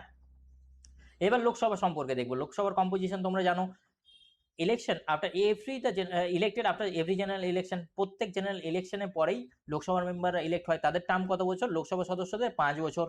ক্যান বি ডিসলভ, লোকসভাকে ডিসলভ করা যেতে পারে even before the completion of the 5 years. 5 years কমপ্লিশনের পূর্বেই লোকসভাকে ডিসলভ করা যেতে পারে। কখন? যখন কোনো প্রকার মেজরিটি থাকবে না বা হাং পার্লামেন্ট গঠন হবে। সরি, হ্যাং না, হাং পার্লামেন্ট, তাই না? মানে পড়াতে পড়াতে আমার মাথা হ্যাং করতে লেগেছে আর কি। ওকে, সো এজ কত বছর লোকসভা সদস্য হওয়ার জন্য? 25 বছর, এগুলো অলরেডি দেখেছি। Oath by the pro tem speaker. এবার প্রোটেম স্পিকার সম্পর্কে আমরা দেখবো যে প্রোটেম স্পিকার বিষয়টা কি। কারণ এটা নর্মালি আপাতত এইটুকু মনে রাখো যে যখন আমাদের জেনারেল ইলেকশন হলো তারপরে একজনকে president as a pro tem speaker elect করে দেন, যিনি সিনিয়র মোস্ট কি থাকেন? মেম্বার অফ দ্য পার্লামেন্ট, ঠিক আছে? এবং তিনি সবাইকে কি করেন? প্রোটেম স্পিকারের দুটো কাজ, একটা হচ্ছে কি যে নতুন ইলেক্টেড যে সমস্ত মেম্বাররা রয়েছে তাদেরকে ওথ প্রদান করা এবং এবং স্পিকারের ইলেকশন করানো, এই দুটো প্রোটেম স্পিকারের কাজ। যখন স্পিকারের ইলেকশন হয়ে স্পিকার চুজ হয়ে গেল তারপর প্রোটেম স্পিকার সেই পোস্ট থেকে আবার সরে যাবে। প্রোটেম স্পিকারকে প্রেসিডেন্ট চুজ করে, সেটা আমরা নেক্সট আরো ডিটেলস ওয়েতে প্রোটেম স্পিকার দেখব। The term of the Lok Sabha and the state legislative assembly can be increased by the 1 year. একটা এই কথাটা আগেই বললাম যে এদের টার্ম 1 বছর ইনক্রিজ করা যেতে পারে। কখন? যখন আমাদের ন্যাশনাল ইমার্জেন্সির মতো সিচুয়েশন রয়েছে। ন্যাশনাল ইমার্জেন্সি তিনটা গ্রাউন্ডে হয়ে থাকে: war, external aggression and armed rebellion, তাই না? এই আর্মড রেবেলিয়ন টার্মটা 44th কনস্টিটিউশনাল অ্যামেন্ডমেন্ট অ্যাক্ট 1978 এর মাধ্যমে চেঞ্জ করা হয়েছিল। তার আগে ইন্টারনাল ডিস্টারবেন্স ছিল, যে গ্রাউন্ডে ইন্দিরা গান্ধী গভর্নমেন্ট কিন্তু সেখানে এমার্জেন্সি ইম্পোজ করেছিল 1975 এ। সো সেটা কিন্তু পরবর্তীকালে কিন্তু চেঞ্জ করে দেওয়া হয় যখন জনতা দলের গভর্নমেন্ট 1978 সালে আসে। তাহলে এই বিষয়গুলো আমাকে কিন্তু মাথায় রাখতে হবে, এত ডিটেলস মাথায় রাখতে হবে না, জাস্ট শুনে নাও তোমরা। কিন্তু ন্যাশনাল ইমার্জেন্সির সময় এটা 1 বছর টার্মটা ইনক্রিজ করা যেতে পারে, এটা মাথায় রাখতে হবে। আর ন্যাশনাল ইমার্জেন্সি কত নম্বর আর্টিকেলে রয়েছে, যখন ইমার্জেন্সি প্রভিশন পড়বো সেখানে আরো ডিটেলস ওইতে দেখবো যে ন্যাশনাল ইমার্জেন্সি হওয়ার জন্য কি কি প্রকার মেজরিটি প্রয়োজন, সেটাকে আবার তুলে নেওয়ার জন্য মানে এন্ড করার জন্য কি মেজরিটি প্রয়োজন, কত দিনের জন্য ন্যাশনাল এমার্জেন্সি ইম্পোজ করা যেতে পারে, সেগুলো সব সেখানে দেখব। এবার দেখি যে একজন এমপি মেম্বার অফ পার্লামেন্ট হওয়ার জন্য কি কি কোয়ালিফিকেশন প্রয়োজন অ্যাজ পার দ্য কনস্টিটিউশন। সেখানে আমাদের তিনটে গ্রাউন্ড পাবো, যে as per the constitution, as per the representation of the people's act, ঠিক আছে, আর একটা গ্রাউন্ড পাবো, দেখে নেবো। সো আমাদের কোয়ালিফিকেশন কি কি প্রয়োজন সেটার দিকে ফার্স্টলি দেখে নিই, যে must be citizen of India, তাই না, একজনকে must be citizen of India, এটা হচ্ছে আমাদের কি কমন পয়েন্ট, তাই না, এটা সব জায়গায় ইউজ হবে, এটাই ফার্স্ট পয়েন্ট, সব জায়গায় থাকবে যে সিটিজেন অফ ইন্ডিয়া হতেই হবে, তাই না, বাইরের সিটিজেনকে তো আমরা যে কোনো পোস্ট দিতে পারি না। তাহলে কি fulfil the age criteria, age criteria MP, তো এমপি যারা লোকসভা মানে basically member of parliament MP বলা হয়, যারা লোকসভা সদস্য, যারা রাজ্যসভার সদস্য, তাদের সবাইকে এমপি বলা হয়, ঠিক আছে, সে যে কোনো হাউসেরই হতে পারে। তাহলে যদি লোকসভার হয় তাহলে 25 বছর, রাজ্যসভায় হলে 30 বছর। Subscribe and oath before the nomination, যখন নমিনেশন সে ফর্ম করবে তার পূর্বেই তাকে নমিনেশন, এটা মানে এটা না যে ইলেকশনের পূর্বে ইলেকশনের পরে জেতার পরে পার্লামেন্টে গেছে তখন না, যখন নমিনেশন ভোট সে ভোটে পার্টিসিপেট করবে অ্যাজ এ ক্যান্ডিডেট, তার পূর্বেই তাকে একটা নমিনেশন ফর্ম ফিল করতে হয় এবং সেখানে তাকে ওথ নিতে হয়, ঠিক আছে। আর কি, যে other qualification as prescribe by the parliament, parliament যদি আরো কোনো প্রেসক্রাইব করে থাকে কোনো কোয়ালিফিকেশন, সেটাও ফুলফিল করতে হবে। এবার তার এখানে পার্লামেন্টকে একটা পাওয়ার দেওয়া হলো, সেই জন্যই আমরা দেখবো যে as per the representation of the people's act, তারপরে parliament representation of people's act নিয়ে আসবে, সেটা দুটো রিপ্রেজেন্টেশন অফ পিপলস অ্যাক্ট রয়েছে, একটা 1950, একটা 1951। তো এখানে যে ক্রাইটেরিয়া গুলো রয়েছে সেটা 1951 অনুযায়ী রয়েছে, যে কি রয়েছে, যে person must be registered and elected for a parliamentary constituency. এখানে এই জিনিসটা, এই ডিফারেন্সিয়েশনটা মনে রাখবে, যে যখন আমি সাপোজ কোনো একটা, আমি এমপির ইলেকশন মানে লোকসভার ইলেকশনে আমি পার্টিসিপেট করব অ্যাজ এ নমিনেশন, আমি সেখানে ফিল আপ করবো, তাহলে আমাকে কি করতে হবে, ইন্ডিয়ার যে কোনো কনস্টিটিউয়েন্সির কি হতে হবে, অ্যাজ এ ভোটার। আমি সাপোজ আমি পশ্চিমবঙ্গের বাসিন্দা, তো আমি ধরে নাও দিল্লিতে রয়েছি, তো আমি দিল্লিতে কোনো একটা কেন্দ্র থেকে লোকসভা ইলেকশন লড়বো, তো আমি অ্যাজ এ ভোটার আমি পশ্চিমবঙ্গের রেজিস্টার রয়েছি, তাহলে সেটার জন্য আমি এলিজিবল। আমি ইন্ডিয়াতে এখানে দিল্লিতে হোক বা সাউথে যদি যাই, বা আমি জম্মু কাশ্মীর নর্থ ইস্টে যাই, যেখানেই যাই না কেন, আমি লোকসভার ইলেকশন কিন্তু কি করতে পারবো, কন্টেস্ট করতে পারবো। কিন্তু যদি সেখানে বিধানসভার ইলেকশন হয়, তাহলে যেই স্টেটের বিধানসভা ইলেকশন হচ্ছে সেই স্টেটে তোমাকে রেজিস্টার্ড ভোটার থাকতে হবে, সেই স্টেটে তোমাকে রেজিস্টার্ড ভোটার থাকতে হবে, তাহলেই তুমি এমএলএ বা বিধানসভা ইলেকশনে পার্টিসিপেট করতে পারবে, ঠিক আছে। কিন্তু লোকসভার ক্ষেত্রে অল ওভার ইন্ডিয়া। ওকে, এবার ডিসকোয়ালিফিকেশন কি কি রয়েছে, যে 102 নম্বর আর্টিকেলের মধ্যেই এটা মেনশন রয়েছে, মানে আমাদের কনস্টিটিউশনের মধ্যেই মেনশন রয়েছে, যে অফিস অফ প্রফিট, এটা অলরেডি আমি বলছি যে এটা হোল্ড করা যাবে না, কেউ সেটা করতে পারবে। আনসাউন্ড মাইন্ড, যদি কেউ এমন থাকে যে সে মেন্টালি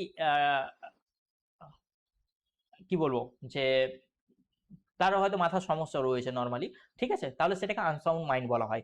আনডিসচার্জ ইনসলভেন্ট মানে হলো যে এমন একজন ব্যক্তি যে হচ্ছে ব্যাংকরাপ্ট, ঠিক আছে, যে দেউলিয়া ঘোষণা হয়ে গেছে, তার কোনো প্রপার্টি আর নেই বলতে পারো, বা এমন পরিমাণে সে ধার নিয়ে নিয়েছে যে সেগুলো শোধ করতে পারছে না ব্যাংকে, তাহলে সেগুলোকে বলা হয় আনডিসচার্জ ইনসলভেন্ট। তাহলে এমন ব্যক্তি যার অনেক পরিমাণে ধার রয়েছে, তাহলে সেই যদি আবার এমপি হয়ে যায় বা এমএলএ হয়ে যায়, ঠিক আছে, এখানে এমপি দেখছি, তো এমপি তাহলে কি করবে, তার অনেক পরিমাণে ধার রয়েছে, তাহলে সে অবভিয়াসলি কারাপশন করে সেইগুলো মেটানোর চেষ্টা করবে, তাই না, সেই জন্য এটা এই গ্রাউন্ডটাকে রাখা হয়েছে। আর কি, লস অফ সিটিজেনশিপ, সেখানে 3 mode of loss of citizenship ছিল, তাই না, আশা করি মনে রয়েছে তোমাদের।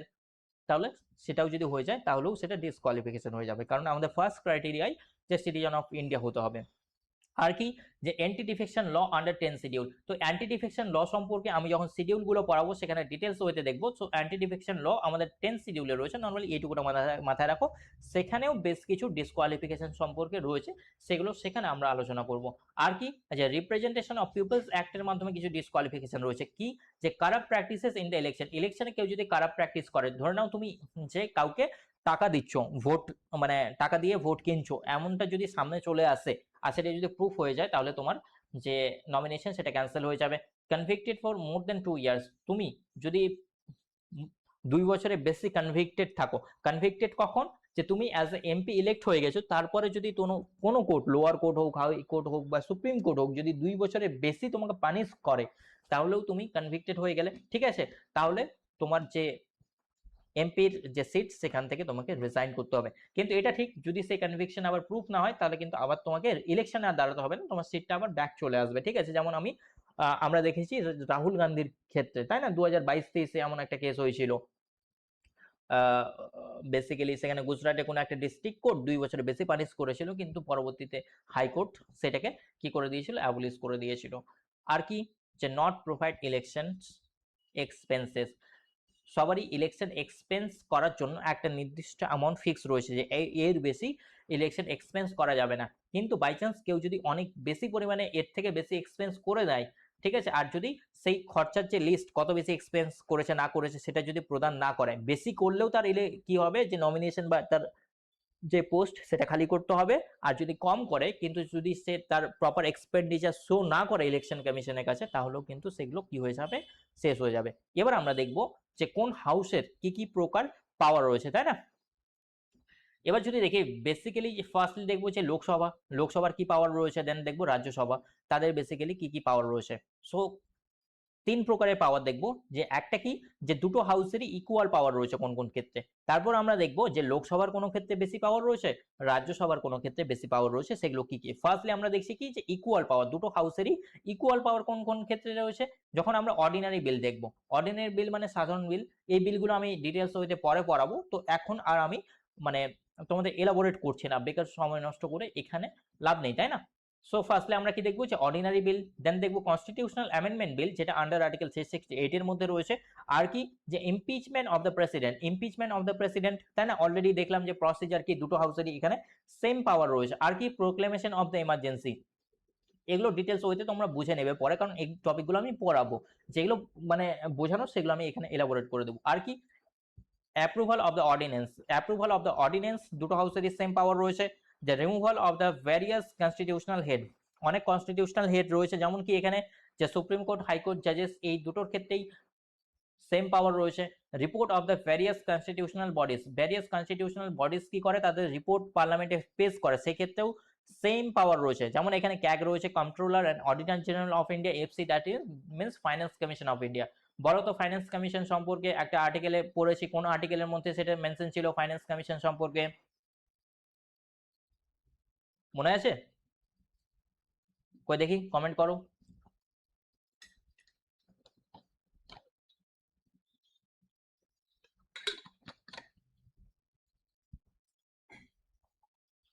ইয়েস, আর্টিকেল 280 এর মধ্যে ফাইন্যান্স কমিশন সম্পর্কে রয়েছে, তাই না।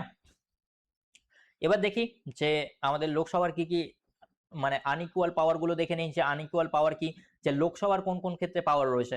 মানি বিল পাসের ক্ষেত্রে লোকসভার পাওয়ার রয়েছে, সেক্ষেত্রে রাজ্যসভার কেন তেমন কোনোই পাওয়ার নেই, ঠিক আছে। যে কন্ট্রোল ওভার দ্য এক্সিকিউটিভের কন্ট্রোলের ক্ষেত্রে, এখানে এক্সিকিউটিভ বলতে এখানে যারা হচ্ছেন কি টেম্পোরারি, ঠিক আছে, টেম্পোরারি এক্সিকিউটিভের কথা বলা হয়েছে, ঠিক আছে, টেম্পোরারি এক্সিকিউটিভের কথা এখানে বলা হয়েছে, এখানে পার্মানেন্ট এক্সিকিউটিভের কথা বলা হয়নি। কেন? কারণ কি, যে they are collectively responsible to the Lok Sabha, তাই না, সেই জন্যই।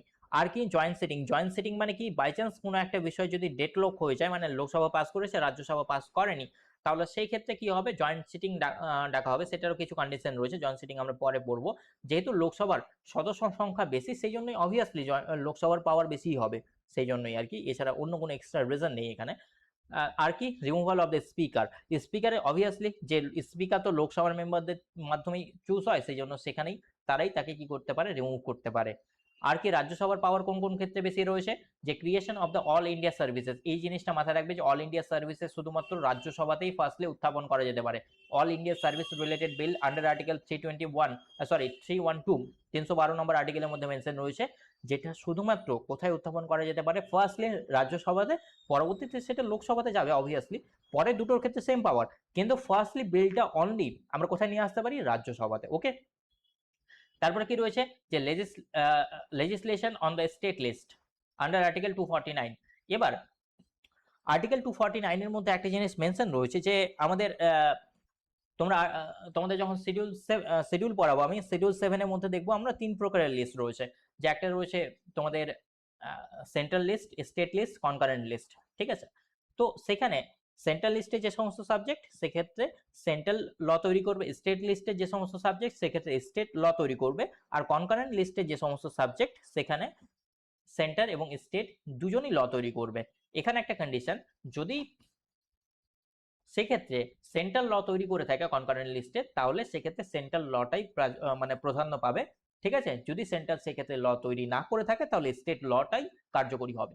এবার এখানে যদি আর্টিকেল 249 এর মধ্যে মেনশন রয়েছে এমন কোনো একটা বিষয়, সেই ক্ষেত্রে এক বা একাধিক স্টেট যদি তাদের যে বিধানসভা সেখানে যদি তারা আইন নিয়ে আসে, যে সেক্ষেত্রে ল তৈরি করবে কে, তাদের জন্য পার্লামেন্ট, সেই বিলটা তারা বিধানসভায় নিয়ে এসে সেই স্টেট এবং পাস করে সেটা যদি পার্লামেন্টের কাছে সেন্ড করে বেসিক্যালি রাজ্যসভার ক্ষেত্রে, তাহলে সেই ক্ষেত্রে সেই স্টেট লিস্টে বিষয় রাজ্যসভা বা পার্লামেন্ট আইন তৈরি করবে।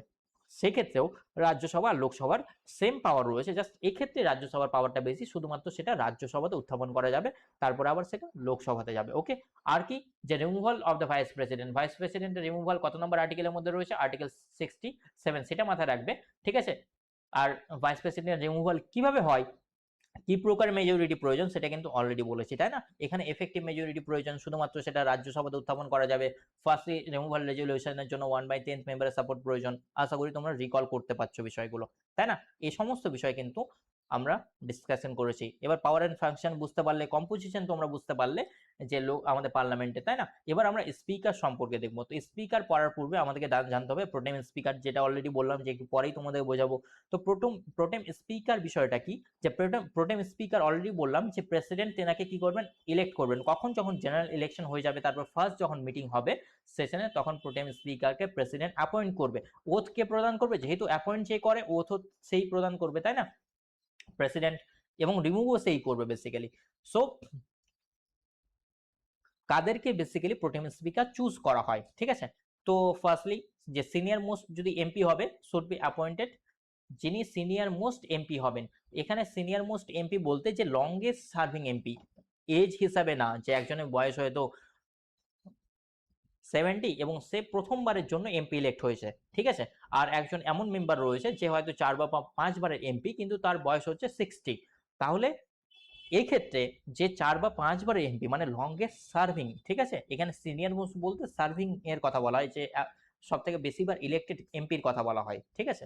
এবার দুজন ব্যক্তি যদি এমন থাকে যে দুজন ব্যক্তি সেম হয়ে যাচ্ছে, যে লংগেস্ট সার্ভিং সবাই 5 বারের টেনিওর হয়তো হয়ে গেছে কমপ্লিট, তাহলে দুজনের মধ্যে এজটা দেখা হবে, ঠিক আছে। যার এজ বেশি তাকেই প্রোটেম স্পিকার হিসাবে কে চুজ করবে, প্রেসিডেন্ট চুজ করবে তার মধ্য থেকে। এবার প্রোটেম স্পিকারের কাজ হচ্ছে বেসিক্যালি দুটো, কি, যে administer oath the new MP, যখন নিউ এমপিরা আসছে পার্লামেন্টে তাদেরকে ওথ প্রদান করানো, আর কি ইলেকশন অফ দ্য স্পিকার, ইলেকশনের স্পিকারের যে ইলেকশন সেটা কন্ডাক্ট করানো। এই দুটোই কাজ হচ্ছে কার, নর্মালি আমাদের প্রোটেম স্পিকারের। সো আশা করি বুঝতে পারলে যে প্রোটেম স্পিকার বিষয়টা কি নর্মালি। ওকে, এবার আমরা দেখবো যে ঠিক আছে, এটা এখানে মেনশন রয়েছে, তোমরা এখানেই দেখে নাও, যে order of precedence, order of precedence মানে কি, or the warrant of the precedence বলা হয় এটাকে, যে টপ 7 আমাদের হায়ারার্কি কি রয়েছে। তো ফার্স্ট সিটিজেন মানে হচ্ছে আমাদের এটা first citizen,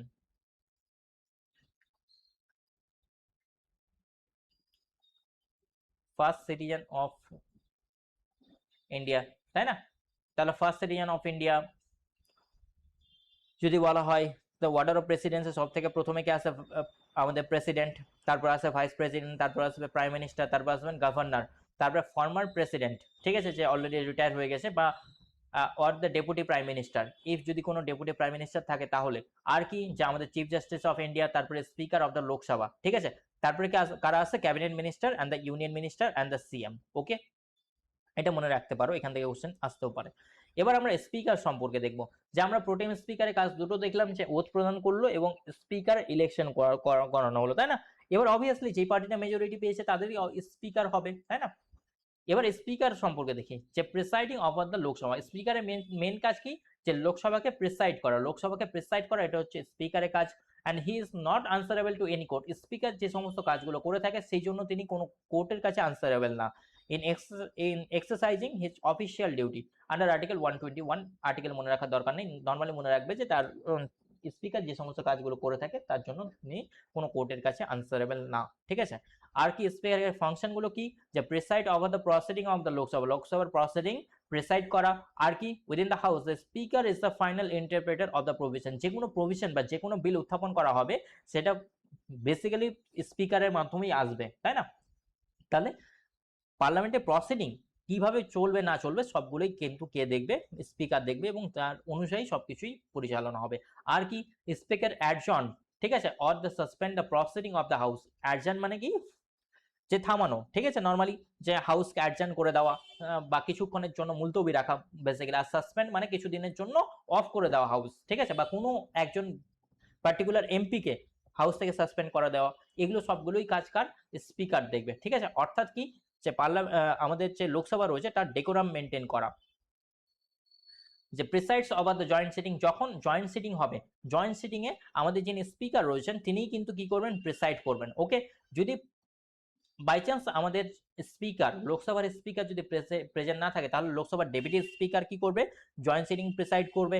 by chance deputy speaker যদি প্রেজেন্ট না থাকে, তাহলে কিন্তু রাজ্যসভা চেয়ারম্যান না, রাজ্যসভার ডেপুটি চেয়ারম্যান, তাই না, কারণ যিনি চেয়ারম্যান তিনি হচ্ছেন আমাদের ভাইস প্রেসিডেন্ট। সো তিনি ইনডিরেক্টলি ইলেকশনের মাধ্যমে আসেন, সো ডাইরেক্টলি ইলেকশনের মাধ্যমে যারা আসছে তাদেরকে চুজ করা হবে এই পোস্টের জন্য, ওকে। তারপরে speaker decides whether a bill is the money bill or not, কোন একটা বিল মানি বিল না সেটা কে ডিসাইড করে, স্পিকার ডিসাইড করে, ঠিক আছে।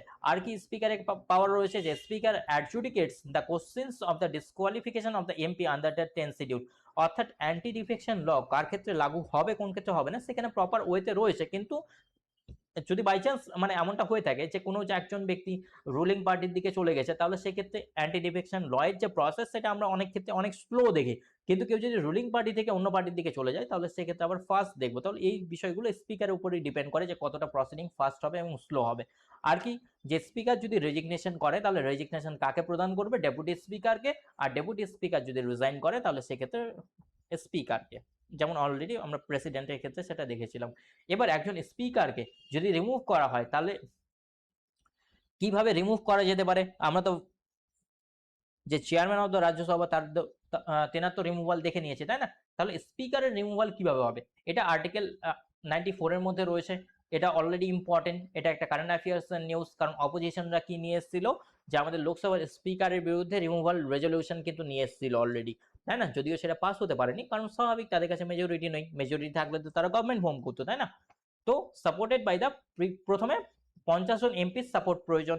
তারপরে কি, সেটা লোকসভার যে সেক্রেটারি জেনারেল তার কাছে যাবে। এই যে সেক্রেটারি জেনারেল এরা কারা হয়, এরা আইএস অফিসার, ঠিক আছে। এরা কিন্তু অন্য কোনো ব্যক্তিরা যে কোনো একটা পার্টির সদস্য এমন না, ঠিক আছে। এরা হচ্ছেন অফিসার, গভর্নমেন্টের পার্মানেন্ট এক্সিকিউটিভের পার্ট। তাহলে ফার্স্টলি 50 জন এমপির সাপোর্ট প্রয়োজন, তারপর লোকসভা সেক্রেটারি জেনারেলের কাছে সেটা যাবে, এবং তিনি যদি সেটা একসেপ্ট করেন, তাহলে কি হবে, তাকে 14 ডেজ নোটিশ প্রদান করা হবে, কাকে, আমাদের লোকসভা স্পিকারকে।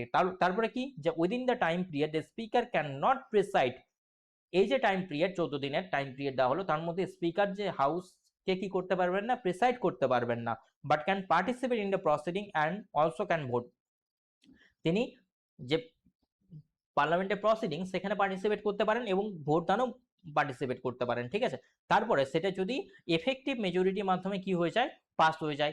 আমি চেয়ারম্যানের রিমুভাল অর্থাৎ ভাইস প্রেসিডেন্টের রিমুভালের ক্ষেত্রে এফেক্টিভ মেজরিটি কি সেটা আমি বলেছিলাম, যে টোটাল মেম্বারশিপ মাইনাস ভ্যাকেন্সি যদি করি, তারপরে সেটা হচ্ছে সিম্পল মেজরিটি অনুযায়ী সেই জিনিসটা পাস হবে। তো আশা করি বুঝতে পারলে তোমরা এফেক্টিভ মেজরিটি কি, এইভাবে স্পিকারকে নর্মালি রিমুভ করা হয়। এবার স্পিকারের যে বিষয়টা, যে speaker resigns before the new Lok Sabha session, speaker কখন রিজাইন করবে, স্পিকার কিন্তু এমপিরা যখন টেনিওর শেষ হয়ে গেল তারপরে তারা রিজাইন করে নেন বা তাদের টেনিওর শেষ হয়ে যায়, কিন্তু স্পিকার নর্মালি রিজাইন করেন না, ঠিক আছে। যখন আবার নতুন করে আমাদের কি সেশন, পার্লামেন্টের যে সেশন স্টার্ট হয়, প্রেসিডেন্ট যখন কি শুরু করবে, যে প্রোটেম স্পিকারকে একজনকে চুজ করবে, তারপরে তিনি কিন্তু স্পিকার কি করেন, রিজাইন করেন, ওকে। ঠিক আছে, এবার আমরা ডেপুটি স্পিকার সম্পর্কে দেখব, যে speaker fix the time of the election. এবার প্রোটেম স্পিকারকে চুজ করলো, ফার্স্টলি প্রেসিডেন্ট প্রোটেম স্পিকারকে চুজ করবেন, প্রোটেম স্পিকারের জন্য ইলেকশন করাবেন। এবার স্পিকার আবার ডেপুটি স্পিকারের কি করবেন, ইলেকশনের জন্য টাইম ডিসাইড করবেন। Deputy speaker hold same power and functions in the absence of the speaker. এবার স্পিকার যখন প্রেজেন্ট নেই সেই মুহূর্তে অবস্থায় deputy speaker power and function গুলো দেখবে। এবার deputy speaker hold the same power and functions in the absence of the speaker, তাই না। আর কি, যে deputy speaker is also remove by effective majority, এর রিমুভালও কিন্তু এফেক্টিভ মেজরিটি প্রয়োজন। সো আশা করি তোমরা বুঝতে পারছো যে এফেক্টিভ মেজরিটি বিষয়টা কি, এইটাই এখান থেকে কোশ্চিন এসে থাকে, যে আমাদের ভাইস প্রেসিডেন্টকে রিমুভ করার জন্য কি প্রকার মেজরিটি প্রয়োজন, স্পিকারকে রিমুভ করার জন্য কি প্রকার মেজরিটি প্রয়োজন। তাহলে এফেক্টিভ মেজরিটি মানে আমি কি বলেছিলাম, যে টোটাল নাম্বার মাইনাস টোটাল যে number of member minus vacancy করব, আর এটাকে যদি আমি দু দিয়ে নর্মালি, তারপরে যে নাম্বারটা পেলাম সেটাকে যদি 2 দিয়ে ডিভাইড করি, সেটাই হচ্ছে কি আমাদের নর্মালি এফেক্টিভ মেজরিটি। তো এফেক্টিভ মেজরিটি কি তোমাদের সেখানে কোশ্চেন আসবে না নর্মালি, তো মনে রাখতে পারো এইটুকুটা যে এফেক্টিভ মেজরিটি। ওকে, তারপরে কি স্পিকার যখন ডেপুটি স্পিকারকে চুজ হয়ে গেল, তারপরে কি করবেন, স্পিকার নমিনেটস, ঠিক আছে, এদের জন্য আর ইলেকশন হবে না, the 10 chairperson from the MPs of the Lok Sabha. তারপরেও স্পিকার ডেপুটি স্পিকার ছাড়াও আরো 10 জন চেয়ারপারসনকে কি করা হয়, লোকসভাতে চুজ করা হয়। They enjoy the same power in the absence of the speaker and deputy speaker but not in the time of the vacancy. কিন্তু যদি অ্যাবসেন্স থাকে তাহলেই কিন্তু চেয়ারম্যানরা বা চেয়ারপারসনরা ডেপুটি স্পিকার বা স্পিকারের ভূমিকা পালন করবে, কিন্তু not in the vacancy. Vacancy মানে কি, যে স্পিকার হয়তো রিজাইন করেছে অথবা স্পিকারকে রিমুভ করা হয়েছে, তাহলে সেটা ভ্যাকেন্সি হয়ে গেল, ঠিক আছে। অ্যাবসেন্স মানে তিনি হয়তো কোনো কারণবশত লিভে রয়েছেন। ওকে, নেক্সট পার্টের দিকে মুভ করি।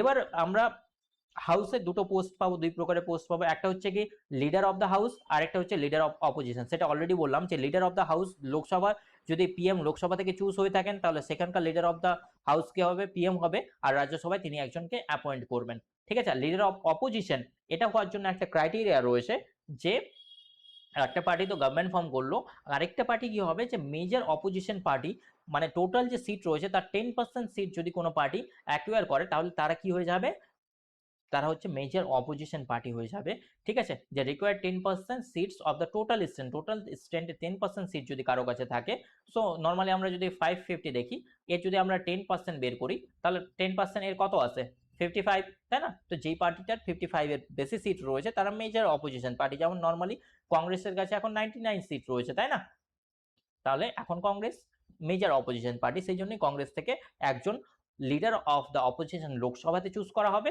আর একজন রাজ্যসভাতে চুজ করা হবে, ঠিক আছে। আর রাজ্যসভার ক্ষেত্রেও সেম, রাজ্যসভাতে যে পার্টিটা মেজরিটিতে রয়েছে, তো রাজ্যসভা তো মানে 10% সিট যে পার্টি হোল্ড করবে। তো রাজ্যসভা লোকসভার ক্ষেত্রে যদি দেখি তাহলে আমরা রাহুল গান্ধী রয়েছে, রাজ্যসভার ক্ষেত্রে দেখি তাহলে কে রয়েছে, খার্গে সাহেব রয়েছে, তাই না।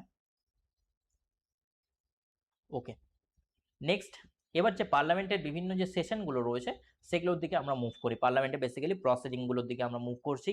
যে নর্মালি আর্টিকেল 85 এর মধ্যে কি মেনশন রয়েছে, there shall not be gap of more than 6 month between the 2 sessions, মানে পার্লামেন্টের দুটো সেশনের মধ্যে 6 মাসের বেশি গ্যাপ হতে পারে না। এখান থেকে কোশ্চেন এসে থাকে। সো আর্টিকেল 85 তোমাদের ইম্পর্টেন্ট মনে রাখবে, যে পার্লামেন্টের দুটো সেশনের মধ্যে 6 মাসের বেশি গ্যাপ হতে পারে না, এটা কনস্টিটিউশনের মধ্যে মেনশন রয়েছে। কিন্তু আমাদের পার্লামেন্টে কতগুলো সেশন হয়ে থাকে, এটা কি অ্যাজ পার দ্য কনভেনশন, এটা কিন্তু not mention in the constitution যে দেয়ার আর 3 সেশনস, তাই না। আমাদের 3টে সেশন হয়, এটা কিন্তু আমাদের কনস্টিটিউশনে মেনশন নয়, এটা একটা পার্লামেন্টের কনভেনশন অনুযায়ী হয়ে থাকে। কনভেনশন কি, যেটা পরম্পরা অনুযায়ী চলে আসে, ঠিক আছে। সো 3 সেশন কি কি, আমাদের বাজেট সেশন, এটা ফার্স্ট স্টার্ট হয়, তারপর মনসুন সেশন যেটা এখন চলছে, আর কি উইন্টার সেশন। তো বাজেট সেশন বেসিক্যালি ফেব্রুয়ারি থেকে মে মাস পর্যন্ত চলে এবং এটা হচ্ছে লংগেস্ট সেশন। তারপরে কি মনসুন সেশন, এটা জুলাই টু সেপ্টেম্বর চলবে, এবং উইন্টার সেশন হচ্ছে নভেম্বর এবং ডিসেম্বর, আর এটা কি শর্টেস্ট। এবার এক একটা সেশন নিয়ে আমরা আলোচনা করব এবং সেগুলো সম্পর্কে ডিটেলস ওয়েতে বোঝার চেষ্টা করব যে কোন সেশনে কি বিষয় বলা হয়। তো ফার্স্টলি আমরা দেখব কি বাজেট সেশন। তো বাজেট সেশনে বেসিক্যালি নর্মালি শুনতেই বুঝতেই পারছো তোমরা বাজেট। তো বাজেট সেশনে দেশের বাজেট কি হবে সেটা সম্পর্কে আলোচনা করা হয় নর্মালি, ঠিক আছে। আর বাকি সেশনগুলোতে বাকি কাজগুলো দেখা হয়, কিন্তু বাজেট সেশনে আমাদের যে বাজেট পেশ হয়ে যায়, সেটা পাস হয়ে যায়, তারপরে আমরা অন্যান্য কাজগুলো কিন্তু সেটা হয়ে থাকে। তো এখন বেসিক্যালি ফার্স্ট অফ ফেব্রুয়ারিতেই কিন্তু বাজেট পেশ করা হয়। বাজেট পেশ কে করে, আমাদের ফাইন্যান্স মিনিস্টার পেশ করে। যদি ফাইন্যান্স মিনিস্টার না থাকেন তাহলে on behalf of him or her one cabinet ministers কি করবে, যে বাজেট পেশ করবে কোথায়, আমাদের লোকসভাতে, তাই না। দেখে নিই এবার আর কি কি পার্লামেন্টারি প্রসিডিং গুলো কি কি রয়েছে। যে পার্লামেন্টারি প্রসিডিং ইংলিশ আর হিন্দিতেই হতে পারবে, but the presiding officer can allow to speak in the mother tongue, ঠিক আছে। আমাদের mother tongue or the schedule languages গুলো রয়েছে, তার মাধ্যমেও আমরা পার্লামেন্টে কি করতে পারি, বক্তৃতা দিতে পারি, কিন্তু তার ক্ষেত্রে আগে থেকে স্পিকারের কাছ থেকে পারমিশন নিতে হবে, ঠিক আছে। কিন্তু নচেত হিন্দি আর ইংলিশে পার্লামেন্টারি প্রসিডিং হবে, কোন কোন ল্যাঙ্গুয়েজে সেটা মাথায় রাখবে। এবার একটা মানে পার্লামেন্ট যখন আমাদের সেশন স্টার্ট হচ্ছে, তো কিভাবে সেশনগুলো স্টার্ট হয়, ফার্স্টলি যে টাইমটা থাকে সেটাকে কি বলা হয়, কোশ্চেন্স আওয়ার। ঠিক আছে, the first hour or every parliamentary proceeding or parliamentary sitting is known as the question hour. তাহলে কোশ্চেন আওয়ার কি, যে প্রথম যে ঘন্টাটা রয়েছে ফার্স্ট আওয়ার, ঠিক আছে, প্রথম যে সময়টা রয়েছে যখন পার্লামেন্ট স্টার্ট হচ্ছে সেটাকে আমাদের কোশ্চেন আওয়ার বলা হয়। ঠিক আছে, initiated by the Indian council act 1992, এই সময় এটা কোশ্চেন আওয়ারটা ইন্ট্রোডিউস করা হয়েছিল। Questions hour may not held on, কখন কখন কোশ্চেন আওয়ার হেল্ড হবে না বা করা যাবে না, সেটা হচ্ছে যখন যেদিন বাজেট প্রেজেন্ট করা হবে সেদিন কোশ্চেন আওয়ার থাকবে না, আর কি যেদিন জয়েন্ট সিটিং হবে সেই মুহূর্তে অবস্থাতে কোশ্চেন আওয়ার কিন্তু থাকবে না। ঠিক আছে, আর কি যে sitting on the holidays or the special session, by chance যদি স্পেশাল সেশন ডাকা হয়, কিছুদিন আগে একটা স্পেশাল সেশন সেটা কল করা হয়েছিল রুলিং পার্টির থেকে, যে আমাদের যে 33% রিজার্ভেশন রয়েছে, ওমেন রিজার্ভেশন বিল, সেটাকে অ্যাপ্লাই করার জন্য, তাই না? তো সেটা কিন্তু পাস হয়নি, সেটাও কিন্তু স্পেশাল সেশন একটা কল করা হয়েছিল যখন আমাদের বেঙ্গল ইলেকশন চলছিল। আর কি যে ডিউরিং দ্য প্রেসিডেন্সিয়াল অ্যাড্রেস, যখন প্রেসিডেন্সিয়াল অ্যাড্রেস হবে তখন কিন্তু কোশ্চেন আওয়ার থাকবে না। প্রেসিডেন্সিয়াল অ্যাড্রেস কখনো কখন হয়, তোমাদের যখন প্রেসিডেন্ট পড়িয়েছিলাম তখন লেজিসলেটিভ পাওয়ারের মধ্যে প্রেসিডেন্সিয়াল অ্যাড্রেস বলেছিলাম যে দুইবার প্রেসিডেন্সিয়াল অ্যাড্রেস হয়ে থাকে, after general election and after the, আর কি বলেছিলাম, in in the first session, তাই না? প্রত্যেক বছরের যে ফার্স্ট সেশন হয়, ফার্স্ট সেশন কি আমাদের বাজেট সেশন, তাহলে প্রথম দিনে প্রেসিডেন্সিয়াল অ্যাড্রেস হবে, তাই না? এই জিনিসগুলো আমাকে মাথায় রাখতে হবে। এবার আমরা কি যে ফার্স্টলি দেখলাম কোশ্চিন আওয়ার, তাই না? তাহলে কোশ্চিন আওয়ার যখন দেখলাম, তাহলে কোশ্চিন আওয়ারে কি জিজ্ঞাসা করা হবে, নিশ্চয়ই কোশ্চিনই জিজ্ঞাসা করা হবে, সেই জন্যই এটার নাম কোশ্চিন আওয়ার। এবার এখানে তিন প্রকারের কোশ্চিন হয়ে থাকে, একটা কি স্টার কোশ্চিন। স্টার কোশ্চিন মানে কি, সেটা ওরালি আনসার, যখন তুমি কোনো একটা স্টার কোশ্চেন কোন একটা মিনিস্টারকে জিজ্ঞাসা করবে, তাহলে মিনিস্টার কি করবে, সেটাকে ওরাল আনসার দিবে। ঠিক আছে, যদি আনস্টার কোশ্চেন জিজ্ঞাসা করা হয় তাহলে সেক্ষেত্রে মিনিস্টার কি করবে, রিটেন আনসার দিবে। আর একটা শর্ট নোটিস কোশ্চেন জিজ্ঞাসা করা হয়, যে আর্জেন্ট কোনো ম্যাটারের ক্ষেত্রে শর্ট নোটিস কোশ্চেন জিজ্ঞাসা করে, সেক্ষেত্রে এটা ডিপেন্ড করছে যে মিনিস্টার রিটেনেও অ্যান্সার দিতে পারে বা ওরালি দিতে পারে। ঠিক আছে, এবার বিভিন্ন কোশ্চেনের ক্ষেত্রে বিভিন্ন রকম টাইম নেওয়া হয়ে থাকে, এত ডিটেলস তোমাদের আর প্রয়োজন নেই, অলরেডি আমি অনেক ডিটেলস পড়িয়ে দিয়েছি। ঠিক আছে, তো ফার্স্টলি আমাদের কোশ্চেন আওয়ার আসবে, কোশ্চেন আওয়ারের পরে আমাদের কি আসবে, জিরো আওয়ার, তাই না? কোশ্চেন আওয়ারে আমাদের অনেক কোশ্চেন জিজ্ঞাসা করা হয়ে যাবে। এবার পার্লামেন্টে কাজ স্টার্ট হবে ফার্স্টলি কোশ্চেন আওয়ার দিয়ে, তারপরে একটা জিরো আওয়ার থাকবে। ঠিক আছে, তো তোমাদের জিরো আওয়ার সম্পর্কে কোশ্চেন এসে থাকে যে কোশ্চেন আওয়ার কি, তাহলে কি first hour of every parliamentary proceeding is known as the question hour. তাহলে জিরো আওয়ারটা কি, the gap between the question hour. ঠিক আছে, কোশ্চেন আওয়ার স্টার্ট হলো, কোশ্চেন আওয়ারের পরে একটা গ্যাপ থাকে। ঠিক আছে, তাহলে কোশ্চেন আওয়ার এবং কি দ্য এজেন্ডা সেটিং। এবার এজেন্ডা সেটিংটা কি, যে যখন আমাদের পার্লামেন্ট স্টার্ট হলো, মানে প্রসিডিং ডেলি বেসিসে যখন স্টার্ট হচ্ছে, তখন কি করে যে সেই দিনে কি কি কাজ করা হবে, কোন বিল আসবে, ঠিক আছে, কি বিষয়ে চর্চা করা হবে, সেটা সেট করা হয়। তাহলে সেই সেটটা কখন করা হয়, সেই সেটের জন্য একটা টাইম দেওয়া হয়। তো প্রথম 1 ঘন্টা কোশ্চেন আওয়ারের জন্য থাকে। ঠিক আছে, তারপরে কিছু সময় ফাঁকা থাকে। ঠিক আছে, এটা ডিপেন্ড করছে যে এজেন্টটা সেটটা যে করা হচ্ছে সেটার টাইম কখন রাখা হচ্ছে। তো এই যে মিডিলে একটা গ্যাপ থাকছে সেটাই বলা হচ্ছে জিরো আওয়ার। যে সময় পার্লামেন্টে তোমরা হয়তো অনেক ভিডিও ভাইরাল হয় যে অনেক চেঁচামেচি হচ্ছে, ঠিক আছে, এ গালিগালাজ করছে বা এই ধরনের বিষয়গুলো যখন হয়ে থাকে, সেটা বেসিক্যালি জিরো আওয়ারেই হয়ে থাকে। ঠিক আছে, তারপর জিরো আওয়ারে দেখবো আমরা যে এমপিরা কি করে, অনেক চেঁচামেচি করে, অনেক চিৎকার করে, ঠিক আছে, হই হাল্লা করে, তারপরে তারা ক্লান্ত হয়ে যায়। সেই জন্যই তারপরে কি করা হয়, লাঞ্চ ব্রেক দেওয়া হয় তাদেরকে, যে ঠিক আছে তারা আবার খাওয়া দাওয়া করে একটু শক্তি নিয়ে আসুক, এবং তারপরে আবার পার্লামেন্টের প্রসিডিং স্টার্ট হবে। দেন স্টার্টস অ্যাকচুয়াল প্রসিডিং, তারপরে পার্লামেন্টের অ্যাকচুয়াল প্রসিডিং স্টার্ট হয়। ঠিক আছে, তো বেসিক্যালি ফার্স্টলি কোশ্চেন আওয়ার, দেন জিরো আওয়ার, তারপরে যে বিষয়টা এজেন্ডা সেটিং রয়েছে সেটা স্টার্ট হবে, কিন্তু তার আগে লাঞ্চ হবে। ওকে, আই থিঙ্ক তোমরা বুঝতে পারলে যে কিভাবে পার্লামেন্টারি প্রসিডিং গুলো এক এক করে স্টার্ট হচ্ছে।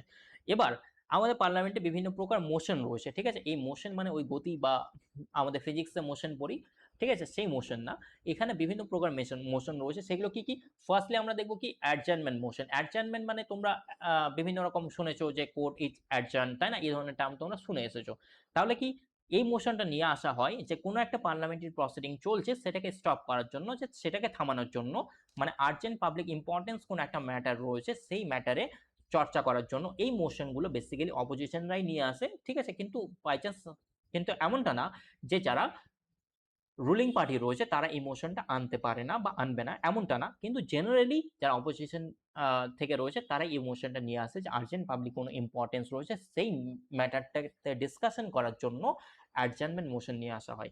ঠিক আছে, আর কি তারপর রয়েছে সাবস্ট্যান্টিভ মোশন। সাবস্ট্যান্টিভ মোশন মানে কি very important matter, example the impeachment আর রিমুভাল। ঠিক আছে, সাবস্ট্যান্টিভ মোশনটা হচ্ছে অ্যাডজার্নমেন্ট মোশন থেকেও বেশি, খুব বেশি ইম্পর্টেন্ট, যে কোথাও কোনো কারাপশন হয়ে গেছে সেই বিষয়ে চর্চা, বা কাউকে রিমুভ করতে হবে, প্রেসিডেন্টকে ইমপিচ করতে হবে, সেই বিষয়ে যে মোশনগুলো এসে থাকে সেটা হচ্ছে সাবস্ট্যান্টিভ মোশন। তারপরে আরেক প্রকার মোশন থাকে no confidence motion, need support to 50 members. ঠিক আছে, আর no confidence motion only in the Lok Sabha, মানে কি যে গভর্নমেন্টের উপরে আর কোনো কনফিডেন্স নেই, দ্যাট মিনস দ্য গভর্নমেন্ট মেজরিটিতে নেই। নো কনফিডেন্স মোশন যদি নিয়ে আসা হয় তাহলে গভর্নমেন্টকে কি করতে হবে, তার যে মেজরিটি সেটা ফ্লোর অন দ্য হাউসকে প্রুভ করতে হবে, মানে কি যে 272 যে সিট সেটা তার বেশি তাকে লোকসভাতে সম্মতি দেখাতে হবে, তার বেশি সাপোর্ট তার লোকসভাতে রয়েছে। এটাকে নিয়ে আসার জন্য 50 মেম্বার্সের সাপোর্ট প্রয়োজন। আর এটাও বেসিক্যালি কারা নিয়ে আসবে, অবভিয়াসলি অপোজিশনরা নিয়ে আসবে, যারা গভর্নমেন্টে রয়েছে তারা নিজের বিরুদ্ধে নো কনফিডেন্স মোশন নিয়ে আসবে না, তাই না। আর কি motion of thanks, motion of thanks কি the first session after every general election, প্রত্যেক জেনারেল ইলেকশনের পরে যে first session and the session of every year is address by the president. মানে কি যে আমি বললাম যে প্রেসিডেন্ট দুইবার পার্লামেন্টারি প্রসিডিং এ পার্টিসিপেট করে, তাই না। তো যখন প্রেসিডেন্ট পার্টিসিপেট করে তখন প্রেসিডেন্ট একটা স্পিচ দেয়, সেই স্পিচটাকে মোশন অফ থ্যাঙ্কস বলা হয়। ঠিক আছে, নর্মালি। এবার আমরা দেখব কি অ্যাডজার্নমেন্ট মোশন, সরি, যা টার্ম অ্যাডজার্ন, তাই না। এর আগে অ্যাডজার্নমেন্ট মোশন দেখলাম, কিন্তু এই দুটো টার্ম ডিফারেন্ট। অ্যাডজার্ন মানে কি a short break within the session, by chance কোনো প্রসিডিং চলছে সেই মুহূর্তে হয়তো বাই চান্স অপোজিশন এবং রুলিং পার্টির মধ্যে অনেক বাকবিতণ্ডা হচ্ছে, তাহলে এই মুহূর্তে অবস্থায় যে ফ্লোরের ডেকোরাম সেটা মেনটেন করার জন্য কিছুক্ষণের জন্য যদি সেটা স্থগিত রাখা হয় তাহলে সেটাকে অ্যাডজার্নমেন্ট বলা হয়। ঠিক আছে, আর অ্যাডজার্নমেন্ট সাইন ডাই মানে কি break within the specific without specifying the date on which the house is to meet, মানে সেম জিনিস, যে কিছুক্ষণের জন্য যদি হাউসকে বন্ধ রাখা হয় তাহলে সেটা অ্যাডজার্নমেন্ট, আর যদি নেক্সট কবে আবার হাউস আমাদের মিট হবে সেটা যদি না ডিসাইড করেই যদি হাউসকে ব্রেক দেওয়া হয় তাহলে হচ্ছে সেটা অ্যাডজার্নমেন্ট সাইন ডাই। ওকে, তারপরে একটা টার্ম পাবো আমরা কোরাম, এটা আর্টিকেল 100 এর মধ্যে মেনশন রয়েছে, এটা দেখে নিও, খুব বেশি ইম্পর্টেন্ট না মানে আর্টিকেলটা, তবু একটা দেখে রাখি, হচ্ছে কোরাম 100 আর্টিকেলের মধ্যে রয়েছে। ঠিক আছে, কোরাম বিষয়টা কি, যে কোনো একটা প্রসিডিং চলছে লোকসভা রাজ্যসভা বা যে কোনো জায়গায়, যে minimum number of the support প্রয়োজন, মেম্বারের রিকোয়ার্ড মেম্বার প্রয়োজন, সেটাই হচ্ছে কোরাম। আর minimum number of the member required to be present for a meeting to be legally valid, একটা মিটিং লিগালি ভ্যালিড হওয়ার জন্য যে নাম্বারটা প্রয়োজন নর্মালি সেটাকেই কোরাম বলা হয়। ঠিক আছে, এবার কোরাম কত, 10% অর বা 1/10 মেম্বার। ঠিক আছে, 1/10 মেম্বার যদি প্রেজেন্ট থাকে তাহলেই হাউসকে চালিয়ে নিয়ে যাওয়া যেতে পারে, হাউসের প্রসিডিং চলতে পারে, কিন্তু এর থেকে কম মেম্বার যদি প্রেজেন্ট থাকে তাহলে হাউসের কোনো কাজ চলতে পারে না। ঠিক আছে, এটাকে কোরাম বলা হয়। এবার কোনো একটা ল কিভাবে তৈরি হয় সেই ল মেকিং প্রসেস আমরা দেখবো। তো ফার্স্টলি এটা অলরেডি আমি তোমাদেরকে বলেছিলাম, তাই না, যে ফার্স্টলি একটা বিল নিয়ে আসতে হবে। এবার বিল দুই প্রকারের হয়ে থাকে, একটা পাবলিক মেম্বার বিল আর একটা হচ্ছে private member bill. So private member bill হচ্ছে bill by the not a minister.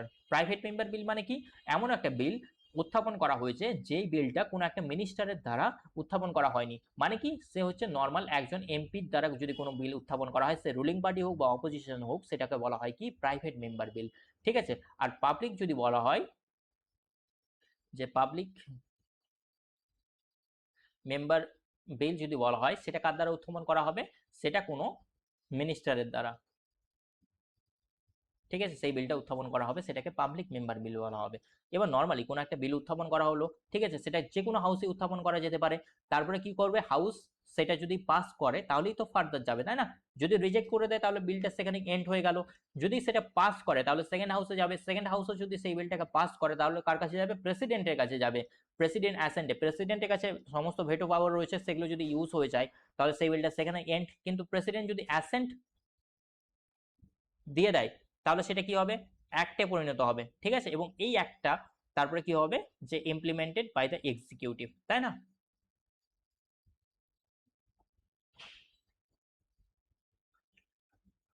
Okay, so I think law making process is clear to all of you. বলো এতদূর কারো কোনো ডাউট? ক্লিয়ার?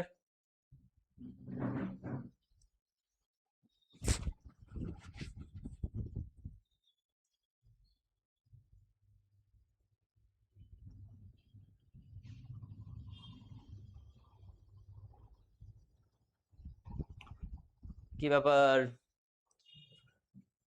আস্তে আস্তে যে সংখ্যা কমতে লাগছে। ঠিক আছে, যারা রয়েছে তারাই বুঝতে পারছে যে কম্পিটিশনটা কোথায় রয়েছে। ঠিক আছে, ক্লাস যদি ভালো মতো করো, আর যা পড়ানো হয়েছে অনেক ডিটেলসলি পড়ানো হয়েছে, এর থেকে বাইরে কোশ্চেন আসতেই পারে না। ঠিক আছে, ওকে, ঠিক আছে। সো যারা রয়েছে তারাই দেখো ভালো মতো দেখো। এবার টাইপস অফ বিল সম্পর্কে আমরা দেখবো। আমি বেশি সময় নিচ্ছি না, বা তোমাদের কমেন্টও আমি বেশি দেখছি না, এই জন্যই যে আবার বেশি সময় লেগে যাবে, তাই না? আমি চাইছি না যে গতকাল বা আগের ক্লাসগুলোর মতো আমাদের ক্লাসগুলো আবার ব্রেক হয়ে যাক। সো এটা যাতে কন্টিনিউয়েশন বজায় থাকে, বা যারা পরে দেখছো তাদের ক্ষেত্রেও তোমাদের যদি মনে হয় যে অনেক লম্বা ক্লাস রয়েছে, তাহলে স্পিড বাড়িয়েও তোমরা দেখে নিতে পারো। কিন্তু ক্লাসগুলো দেখে গেলে আমি এইটুকুটা এনসিওর করছি যে এর বাইরে কোশ্চেন আসবে না তোমাদের। ওকে, কি ব্যাপার, বোঝা যাচ্ছে তো নাকি? না বেশি ডিটেলস বলে দিচ্ছি আবার?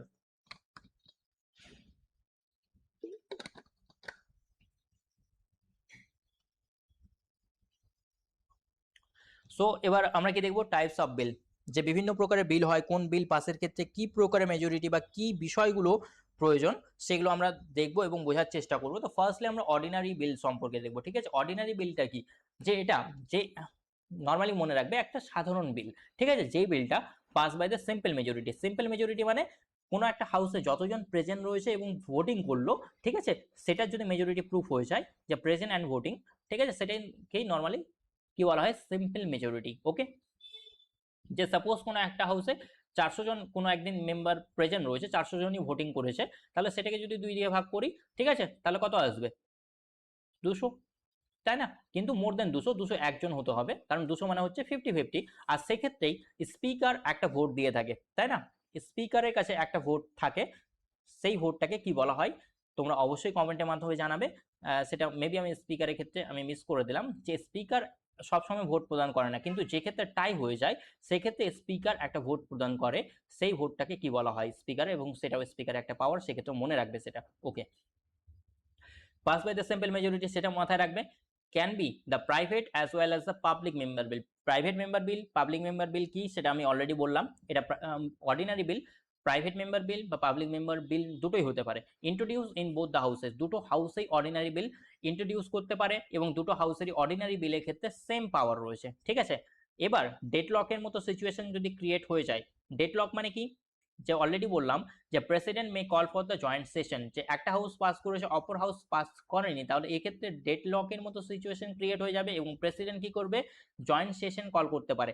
ডেডলক কত নম্বর আর্টিকেলের মধ্যে রয়েছে? 108 নম্বর আর্টিকেলের মধ্যে রয়েছে। ওকে, এবার এই যে জয়েন্ট সেশনটা হবে, এটা প্রেসাইডেড কে করবে, speaker of the Lok Sabha. Speaker of Lok Sabha যদি অ্যাবসেন্ট থাকে, তাহলে followed by the deputy speaker of the Lok Sabha. তিনিও যদি অ্যাবসেন্ট থাকেন, তাহলে ডেপুটি চেয়ারম্যান অফ রাজ্যসভা। ঠিক আছে, এই সিকোয়েন্সটা মাথায় রাখবে। কিন্তু সেখানে ডেপুটি চেয়ারম্যান অফ রাজ্যসভা, সেখানে কিন্তু চেয়ারম্যান অফ রাজ্যসভা না। ঠিক আছে, এবার কি সেকেন্ড টাইপ অফ বিল, সেটা হচ্ছে কনস্টিটিউশনাল অ্যামেন্ডমেন্ট বিল। আমরা এমন একটা বিল যে বিলটা কনস্টিটিউশন অ্যামেন্ড করার জন্য নিয়ে আসা হবে। সেটা কত নম্বর আর্টিকেলের মধ্যে মেনশন রয়েছে? আর্টিকেল 368। সেটা মাথায় রাখবে যে কত নম্বর আর্টিকেল অনুযায়ী কনস্টিটিউশনকে অ্যামেন্ড করা যায়, সেটা হচ্ছে আর্টিকেল 368, তাই না? 368 নম্বর আর্টিকেল অনুযায়ী কনস্টিটিউশনকে অ্যামেন্ড করতে যায়। এবার অ্যামেন্ড বিষয়টা কি, যে কনস্টিটিউশনে আমি কোনো কিছু যে কোনো প্রকার চেঞ্জেস করতে হয়, কোনো কিছু অ্যাড করা হোক, কোনো কিছু সেখান থেকে ডিলিট করা হোক, এই সবগুলোই কনস্টিটিউশনে চেঞ্জেসের মধ্যে চলে আসবে, তাহলে সেক্ষেত্রে কনস্টিটিউশনাল অ্যামেন্ডমেন্টের প্রয়োজন হবে। ঠিক আছে, এবার এই বিলটা পাবলিকও হতে পারে আর প্রাইভেটও হতে পারে। ঠিক আছে, সেটা মাথায় রাখবো। Both the houses has the equal power, দুটো হাউসেরই সেম পাওয়ার রয়েছে। No provision of the joint sitting. By chance একটা হাউস যদি এই বিলটাকে পাস না করে, তাহলে এক্ষেত্রে কোনো প্রকার জয়েন্ট সিটিং এর প্রভিশন নেই। প্রেসিডেন্ট ক্যান ইউজ ভেটো, এক্ষেত্রে president can not use veto. এই জিনিসটা মাথায় রাখবে যে কনস্টিটিউশনাল অ্যামেন্ডমেন্ট বিলের ক্ষেত্রে প্রেসিডেন্ট কোনো প্রকার ভেটো ইউজ করতে পারে না, কিন্তু অর্ডিনারি বিলের ক্ষেত্রে president has the every rights to use his veto power, তাই না? প্রেসিডেন্টের সব পাওয়ার রয়েছে টু ইউজ ভেটো পাওয়ার, তাই না? তারপরে দেখবো কি, যে required the special majority, that means 2/3 present and voting. এই যে কনস্টিটিউশনাল অ্যামেন্ডমেন্ট বিল এটা পাস করার জন্য কি প্রকারের মেজরিটি প্রয়োজন?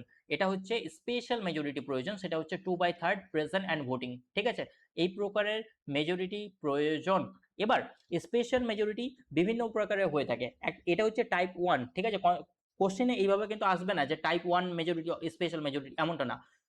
দেখো 3 প্রকারের স্পেশাল মেজরিটি আমরা পাবো। একটা কি, যে 2/3 প্রেজেন্ট অ্যান্ড ভোটিং। ঠিক আছে, 2/3 প্রেজেন্ট অ্যান্ড ভোটিং। আরেকটা কি পাবো, যে প্রেসিডেন্টের ইমপিচমেন্টের ক্ষেত্রে 2/3 of the total strength, 2/3 of the total strength. ঠিক আছে, দুটোর মধ্যে ডিফারেন্স কি দেখে নাও, যে আমি যদি 2/3 অফ টোটাল স্ট্রেন্থ বলি, টোটাল স্ট্রেন্থ কত 543, এটা 2/3 যখন করব সেই নাম্বারটা। ঠিক আছে, প্রেসিডেন্টের ইমপিচমেন্টের ক্ষেত্রে টোটাল স্ট্রেন্থ। আর কি দেখবো, যে 2/3 of present and voting. Suppose সেই দিন ধরে নাও 400 জন প্রেজেন্ট রয়েছে, তাহলে 400 2/3 করবে, যেই নাম্বারটা আসবে সেটা। এবং এটার সাথে একটা ক্রাইটেরিয়া ইনক্লুড হয়ে যাবে, ইট শুড বি মোর দেন 272। 2/3 যখন করব, ঠিক আছে, যেই নাম্বারটা পাবো এবং সেই নাম্বারটা 272 এর বেশি হতে হবে। ঠিক আছে, তাহলেই সেটা স্পেশাল মেজরিটি ক্রাইটেরিয়ার মধ্যে পড়বে। ওকে, আরেকটা পাবো, যে যখন আমাদের ফেডারেল বিষয়গুলো ইনক্লুড থাকবে। ফেডারেল বিষয় মানে কি, স্টেটের কোনো বিষয় ইনক্লুড থাকবে, সেক্ষেত্রে কি দেখবো, যে 2/3 present and voting and it should be more than half of the total strength. তারপরে কি দেখবো, যে if the federal features is included, that then half of the state ratification is required by the passed by the simple majority। যেমন normally যদি বলি, যে এমন কোন একটা বিষয়, যে কোন একটা স্টেটের, স্টেট না, যেমন তোমাদের কি বলে, জিএসটি বিল ছিল, তাই না? জিএসটি বিল মানে ফেডারেল স্ট্রাকচার, যে স্টেটের কাছে কত পার্সেন্ট জিএসটি মানে ট্যাক্স যাবে এবং সেন্টারের কাছে কত পার্সেন্ট থাকবে, এই বিষয়ে যে বিলটা নিয়ে আসা হয়েছিল, জিএসটি বিল নর্মালি মনে রাখো, সেখানে কি করা হয়েছিল, যে কিছু চেঞ্জেস করা হয়েছিল। তাহলে সেক্ষেত্রে half of the total state, আমাদের যে যতগুলো স্টেট রয়েছে 28টা স্টেট মানে 14টা স্টেটের র্যাটিফিকেশন সেক্ষেত্রে প্রয়োজন।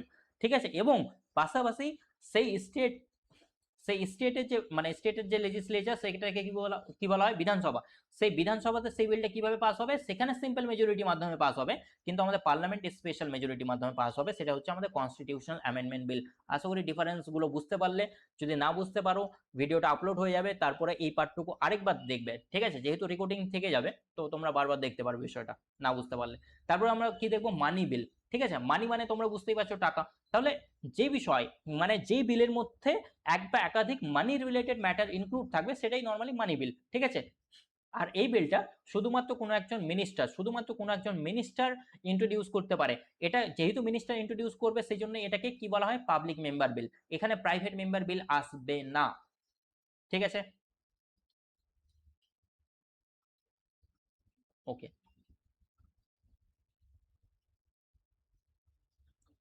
So required the prior recommendation of the president. যখন ইন্ট্রোডিউস করা হবে মানি বিল, তার পূর্বে প্রেসিডেন্টের রিকমেন্ডেশন প্রয়োজন। সেই জন্যই দেখবো যে president can not use veto. ঠিক আছে, সাসপেন্সিভ ভেটো প্রেসিডেন্ট কিন্তু ইউজ করতে পারে না মানি বিলের ক্ষেত্রে। আর কি, যে introduction only in the Lok Sabha. Money বিলের ক্ষেত্রে রাজ্যসভা তেমন কোনো পাওয়ার নেই, এটা শুধুমাত্র লোকসভাতে ইন্ট্রোডিউস করা যেতে পারে। ঠিক আছে, কিভাবে এই প্রসিডিং গুলো হয়, লোকসভা সাপোজ সেই বিলটা পাস করে দিয়েছে, অবভিয়াসলি পাস করতেই হবে, না হলে তো গভর্নমেন্টের মেজরিটি আবার প্রুফ করতে হবে তাকে, তাই না? তারপরে সেটা রাজ্যসভার কাছে যাবে। রাজ্যসভা সেটাকে যদি কোনো প্রকার অ্যামেন্ড করে বা সেটাকে যদি রিজেক্ট করে, সেটা রাজ্যসভা বেসিক্যালি করতে পারে না। যদি কোনো প্রকার চেঞ্জেস নিয়ে আসে, মানে চেঞ্জেসের রিকমেন্ডেশন করে, ঠিক আছে, তাহলে নর্মালি এইভাবে মনে রাখো, যে বিলটা পাস হয়ে রাজ্যসভার কাছে গেল, রাজ্যসভা কাছে নর্মালি কোনো পাওয়ার নেই। রাজ্যসভার কাছে সেটা ম্যাক্সিমাম 14 দিনের জন্য সেই বিলটা থাকতে পারে, 14 দিনের বেশি সেই বিলটা রাজ্যসভাতে থাকবে না। তার মধ্যে রাজ্যসভাকে কি করতে হবে, সেই বিলটা আইদার পাস করতে হবে। ঠিক আছে, সেই বিলটা পাস করতে হবে। যদি রাজ্যসভা এই 14 দিনের মধ্যেই পাস না করে, তাহলে সেই বিলটা মানা হবে যে রাজ্যসভা পাস করে দিয়েছে, সেই বিলটা মানা হবে রাজ্যসভা পাস করে দিয়েছে। বাই চান্স যদি রাজ্যসভা কোনো প্রকার অ্যামেন্ড করে বা পাস যদি না করে, রিজেক্ট করে, তবুও ধরে নেওয়া হবে বিলটা পাস হয়ে গেছে। ঠিক আছে, 14 দিনের পরে। কিন্তু যদি কোনো প্রকার অ্যামেন্ড করে বা রিকমেন্ডেশন করে কোনো প্রকার চেঞ্জেসের ক্ষেত্রে, সেই ক্ষেত্রে লোকসভা যদি সেটাকে চেঞ্জেস করে তাহলে করতে পারে, লোকসভা যদি চেঞ্জেস না করে তাহলে সেক্ষেত্রে রাজ্যসভার কোনো প্রকার কিন্তু পাওয়ার নেই। ঠিক আছে, Rajya Sabha only make recommendation and this are not binding over the Lok Sabha. Rajya Sabha শুধুমাত্র রিকমেন্ডেশন করতে পারে, কিন্তু সেগুলো কি বাইন্ডিং প্রিন্সিপাল না, ঠিক আছে। নেক্সট আমরা দেখবো কি ফাইন্যান্সিয়াল বিল। ফাইন্যান্সিয়াল বিল দুই প্রকারের হয়ে থাকে, একটা হচ্ছে ক্যাটাগরি 1, ক্যাটাগরি 2। এখানে মানি বিলের আর্টিকেলটা মনে রাখবে, আর্টিকেল 110 এর মধ্যে মানি বিল সম্পর্কে রয়েছে, আর আর্টিকেল 112 এর মধ্যে কি ছিল, সেখানে মেনশন ছিল অ্যানুয়াল ফাইন্যান্সিয়াল স্টেটমেন্ট, তাই না, অ্যানুয়াল ফাইন্যান্সিয়াল স্টেটমেন্ট, ঠিক আছে। কিন্তু বাজেট টার্মটা আমাদের কনস্টিটিউশনে মেনশন নেই, সেটা অ্যানুয়াল ফাইন্যান্সিয়াল স্টেটমেন্ট টার্মটা মেনশন রয়েছে। এবার দেখবো কি ফাইন্যান্সিয়াল বিল। ফাইন্যান্সিয়াল বিল বেসিক্যালি আমাদের দুই প্রকার হয়ে থাকে, একটা হচ্ছে ক্যাটাগরি 1 আর একটা হচ্ছে ক্যাটাগরি 2। আর্টিকেল 107 এন্ড 117 সাবক্লজ 1 এবং সাবক্লজ 3 এর মধ্যে এই দুটো বেশি মেনশন রয়েছে। এবার ফাইন্যান্সিয়াল বিষয়টা কি, আমরা ফাইন্যান্স সম্পর্কে সবাই বুঝি, তাই না, এখানেও টাকা রিলেটেড ম্যাটার রিলেটেড থাকে, কিন্তু ফাইন্যান্সিয়াল বিল হলো সেটাই যেখানে কি থাকবে, এক বা একাধিক ফাইন্যান্স রিলেটেড ম্যাটার ইনক্লুড থাকবে, পাশাপাশি কিছু অর্ডিনারি বিষয়ও ইনক্লুড থাকবে। যেমন কি ধরে নাও একটা এক্সাম্পল যদি দিই, আমাদের যদি আমরা ট্রাফিক লাইট আমরা ক্রস করি, তাহলে কি হবে, আমাদের একটা পানিশমেন্ট হবে, তাই না, একটা আমাদের ফাইন ভরতে হবে, পাশাপাশি আমাদের হয়তো ধরে নিলাম এক্সাম্পল স্বরূপ যে ড্রাইভিং লাইসেন্স আমার কি হবে, সিজ হয়ে যাবে। তাহলে এখানে কি রয়েছে, একটা ফাইন, টাকা রিলেটেড ম্যাটার ইনক্লুড রয়েছে, আর কি ড্রাইভিং লাইসেন্স সিজ হয়ে যাবে, এটাও একটা রিলেটেড ম্যাটার ইনক্লুড রয়েছে। তাহলে এমন যে ফাইন্যান্সের পাশাপাশি আদার্স রিলেটেড ম্যাটার যখন ইনক্লুড থাকবে সেগুলোকে ফাইন্যান্সিয়াল বিল বলা হবে। কিন্তু মানি বিল বেসিক্যালি যেখানে শুধুমাত্র মানি রিলেটেড ম্যাটার ইনক্লুড থাকবে সেটা হচ্ছে মানি বিল, ঠিক আছে। ফাইন্যান্সিয়াল বিল প্রাইভেটও হতে পারে, পাবলিকও হতে পারে, এটার জন্য recommendation of the president required, ঠিক আছে, প্রেসিডেন্টের রিকমেন্ডেশন এখানে রিকোয়ার্ড। কিন্তু কি এটা শুধুমাত্র আরেকটা বিষয় কি, যে ফাইন্যান্সিয়াল বিল ক্যাটাগরি 1 এটা শুধুমাত্র লোকসভাতে ইন্ট্রোডিউস করা যাবে, ঠিক আছে। আর লোকসভা যখন এটাকে পাস করে যাবে, তাহলে রাজ্যসভার কাছে যখন যাবে, রাজ্যসভা তারপরে সেটাকে অর্ডিনারি বিলের মতো ট্রিট করবে। ফার্স্টলি এটা স্পেশাল ক্রাইটেরিয়া হলো যে রাজ্যসভাতে, লোকসভাতে সেটা ইন্ট্রোডিউস করা যাবে, প্রেসিডেন্টের রিকমেন্ডেশন প্রয়োজন, মানে লোকসভাতে যতক্ষণ রয়েছে ততক্ষণ এই বিলটা মানি বিলের মতো ট্রিট হবে। কিন্তু যখনই এই বিলটা রাজ্যসভার কাছে গেল, তারপরে সেটা অর্ডিনারি বিল হয়ে যাবে। যদি দুটোর ক্ষেত্রে একটা হাউস পাস করে অপর হাউস পাস না করে বা চেঞ্জেস করে, তাহলে সেক্ষেত্রে জয়েন্ট সিটিং এর প্রভিশন রয়েছে, আর প্রেসিডেন্ট ভেটো পাওয়ার ইউজ করতে পারে। ওকে, একটা জিনিস মনে রাখবে, কনস্টিটিউশনাল অ্যামেন্ডমেন্ট বিলের ক্ষেত্রে প্রেসিডেন্ট কিন্তু ভেটো পাওয়ার ইউজ করতে পারে না, সেটা অলরেডি আমি বলেছি। এবার ফাইন্যান্সিয়াল বিল ক্যাটাগরি 2 আমরা দেখব যে এটা প্রাইভেটও হতে পারে, এটাও পাবলিক হতে পারে। এটার ক্ষেত্রে no recommendation is required for the introduction. কিন্তু ফাইন্যান্সিয়াল বিল ক্যাটাগরি 1 এর ক্ষেত্রে রিকমেন্ডেশন রিকোয়ার্ড ছিল প্রেসিডেন্টের, তাই না। Introduction in both the houses and treated as the ordinary bill, এটা দুটো হাউসে ইন্ট্রোডিউস করা যেতে পারে এবং অর্ডিনারি বিলের মতোই এটা ট্রিট হয়, ঠিক আছে। এটা অত বেশি ইম্পর্টেন্ট না, তোমরা মানি বিল দেখবে এবং ফাইন্যান্সিয়াল মানি বিল দেখবে ফার্স্টলি, অর্ডিনারি বিলের ক্রাইটেরিয়া দেখে নেবে এবং কনস্টিটিউশনাল অ্যামেন্ডমেন্ট বিল দেখবে, তাহলে ভালো মতো বুঝতে পারবে। এখানে একটা চার্ট আকারে লেখা রয়েছে যে বিভিন্ন প্রকারের যে আমাদের বিল রয়েছে, অর্ডিনারি বিল, কনস্টিটিউশনাল অ্যামেন্ডমেন্ট বিল, মানি বিল, ফাইন্যান্সিয়াল বিল ক্যাটাগরি 1 এবং ফাইন্যান্সিয়াল বিল ক্যাটাগরি 2। এক্ষেত্রে ইন্ট্রোডাকশন কোথায় কোথায় হতে পারে সেই বিলটার, দুটো হাউসেই না শুধুমাত্র একটা হাউসে, সেটার ক্ষেত্রে প্রেসিডেন্টের রিকমেন্ডেশন কি প্রয়োজন সেটা আমাকে দেখতে হবে, ঠিক আছে। এলএস মানে লোকসভা নিশ্চয়ই এত দূর পড়ার পরে তোমরা বুঝতেই পারছো শর্ট ফর্মগুলো, কোন ক্ষেত্রে কি প্রকার মেজরিটি প্রয়োজন, জয়েন্ট সিটিং এর প্রভিশন রয়েছে না, বিলের টাইপটা কি, ঠিক আছে, সেটা পাবলিক না প্রাইভেট সেটা দেখতে হবে, আর প্রেসিডেন্ট কি ভেটো পাওয়ার ইউজ করতে পারে। এই চারটা যদি মনে রাখো, এত দূর যে আমরা 4 প্রকারের বিল দেখলাম, সেক্ষেত্রে তোমাকে আর এক্সট্রা কোনো কিছু মনে রাখতে হবে না, এটাই মোর দেন এনাফ, ঠিক আছে। আশা করি এই চারটা তোমরা মানে বুঝিয়ে দিয়েছি, তো আর বাকি কিছু বলার দরকার নেই। এবার আমরা কি দেখবো, বাজেট সম্পর্কে। যেই বাজেটটা আমাদের বাজেট সেশন, তো 1st of February কিন্তু বাজেট আমাদের পেশ করা হয়, ঠিক আছে।